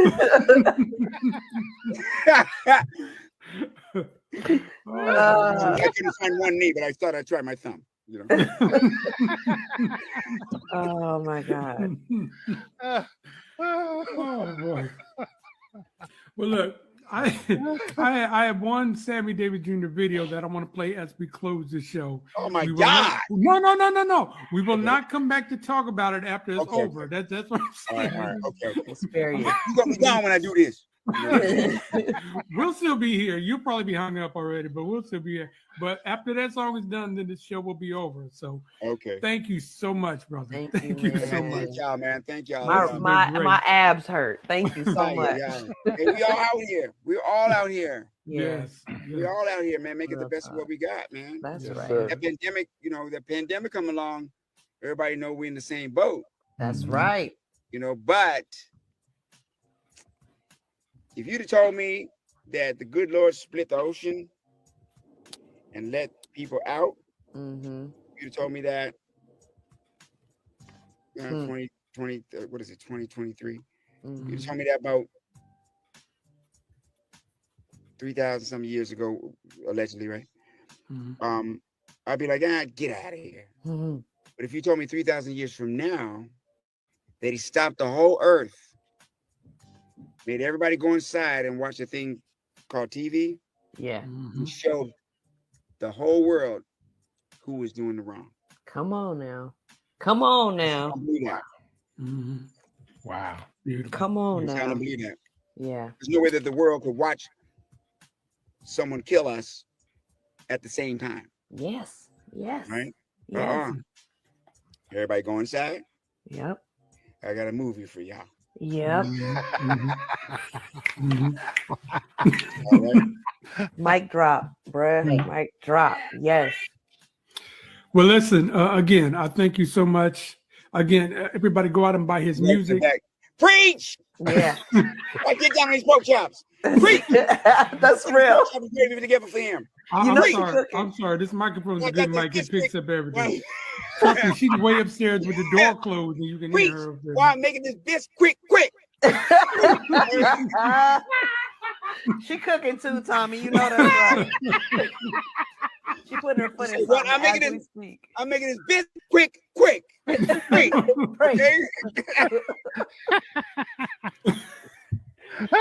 Oh, that's right. Oh my God. Right on.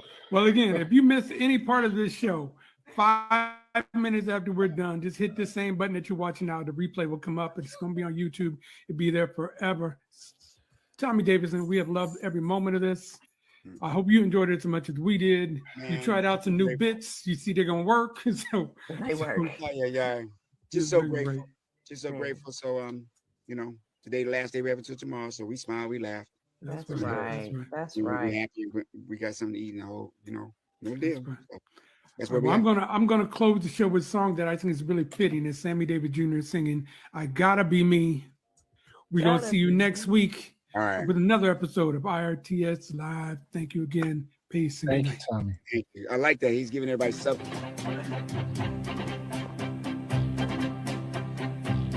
Whether I'm right or whether I'm wrong, whether I find a place in this world or never belong, I gotta be me. I gotta be me. What else can I be but what I am? I want to live, not merely survive. And I can't give up this dream of life that keeps me alive.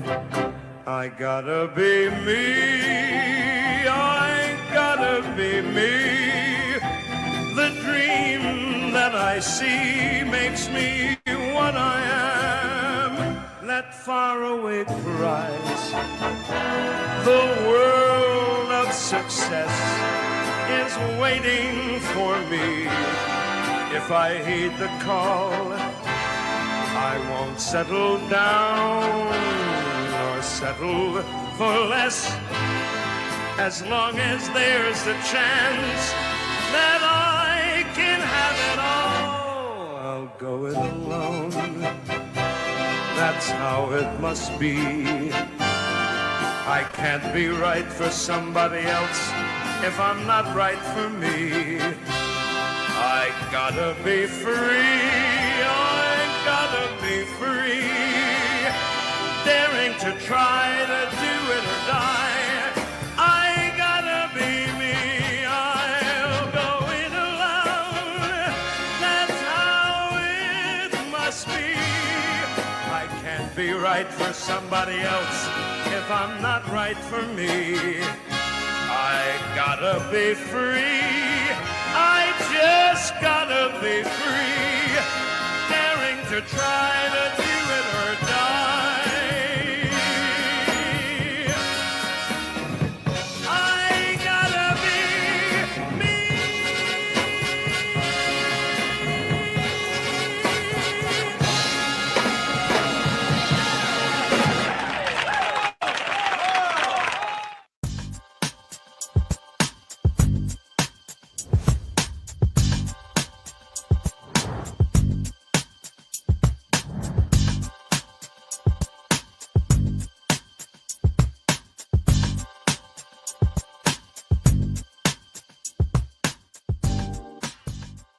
IRTS Live is brought to you by United Players.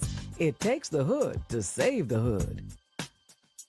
Lifelong Medical Care, offering free vaccines for everyone 12 and over. Call Lifelong at 510-549-5454 or visit lifelongmedical.org. Brought to you by CDove HR Consulting Group, the human resources specialist, providing personalized service to building a better tomorrow. Enjoy the difference. This episode is powered by PlushLifeMedia.com. Let us remix your digital presence. check out gdubdesigns.com to get t-shirts and hoodies that make a statement. Join DJs Big Russ and CJ Flash for the world-famous show live Fridays, noon to 4 Pacific. Catch them on the following social media platforms. And if you'd like to join us as a sponsor, please email us at info@irtsshow.com.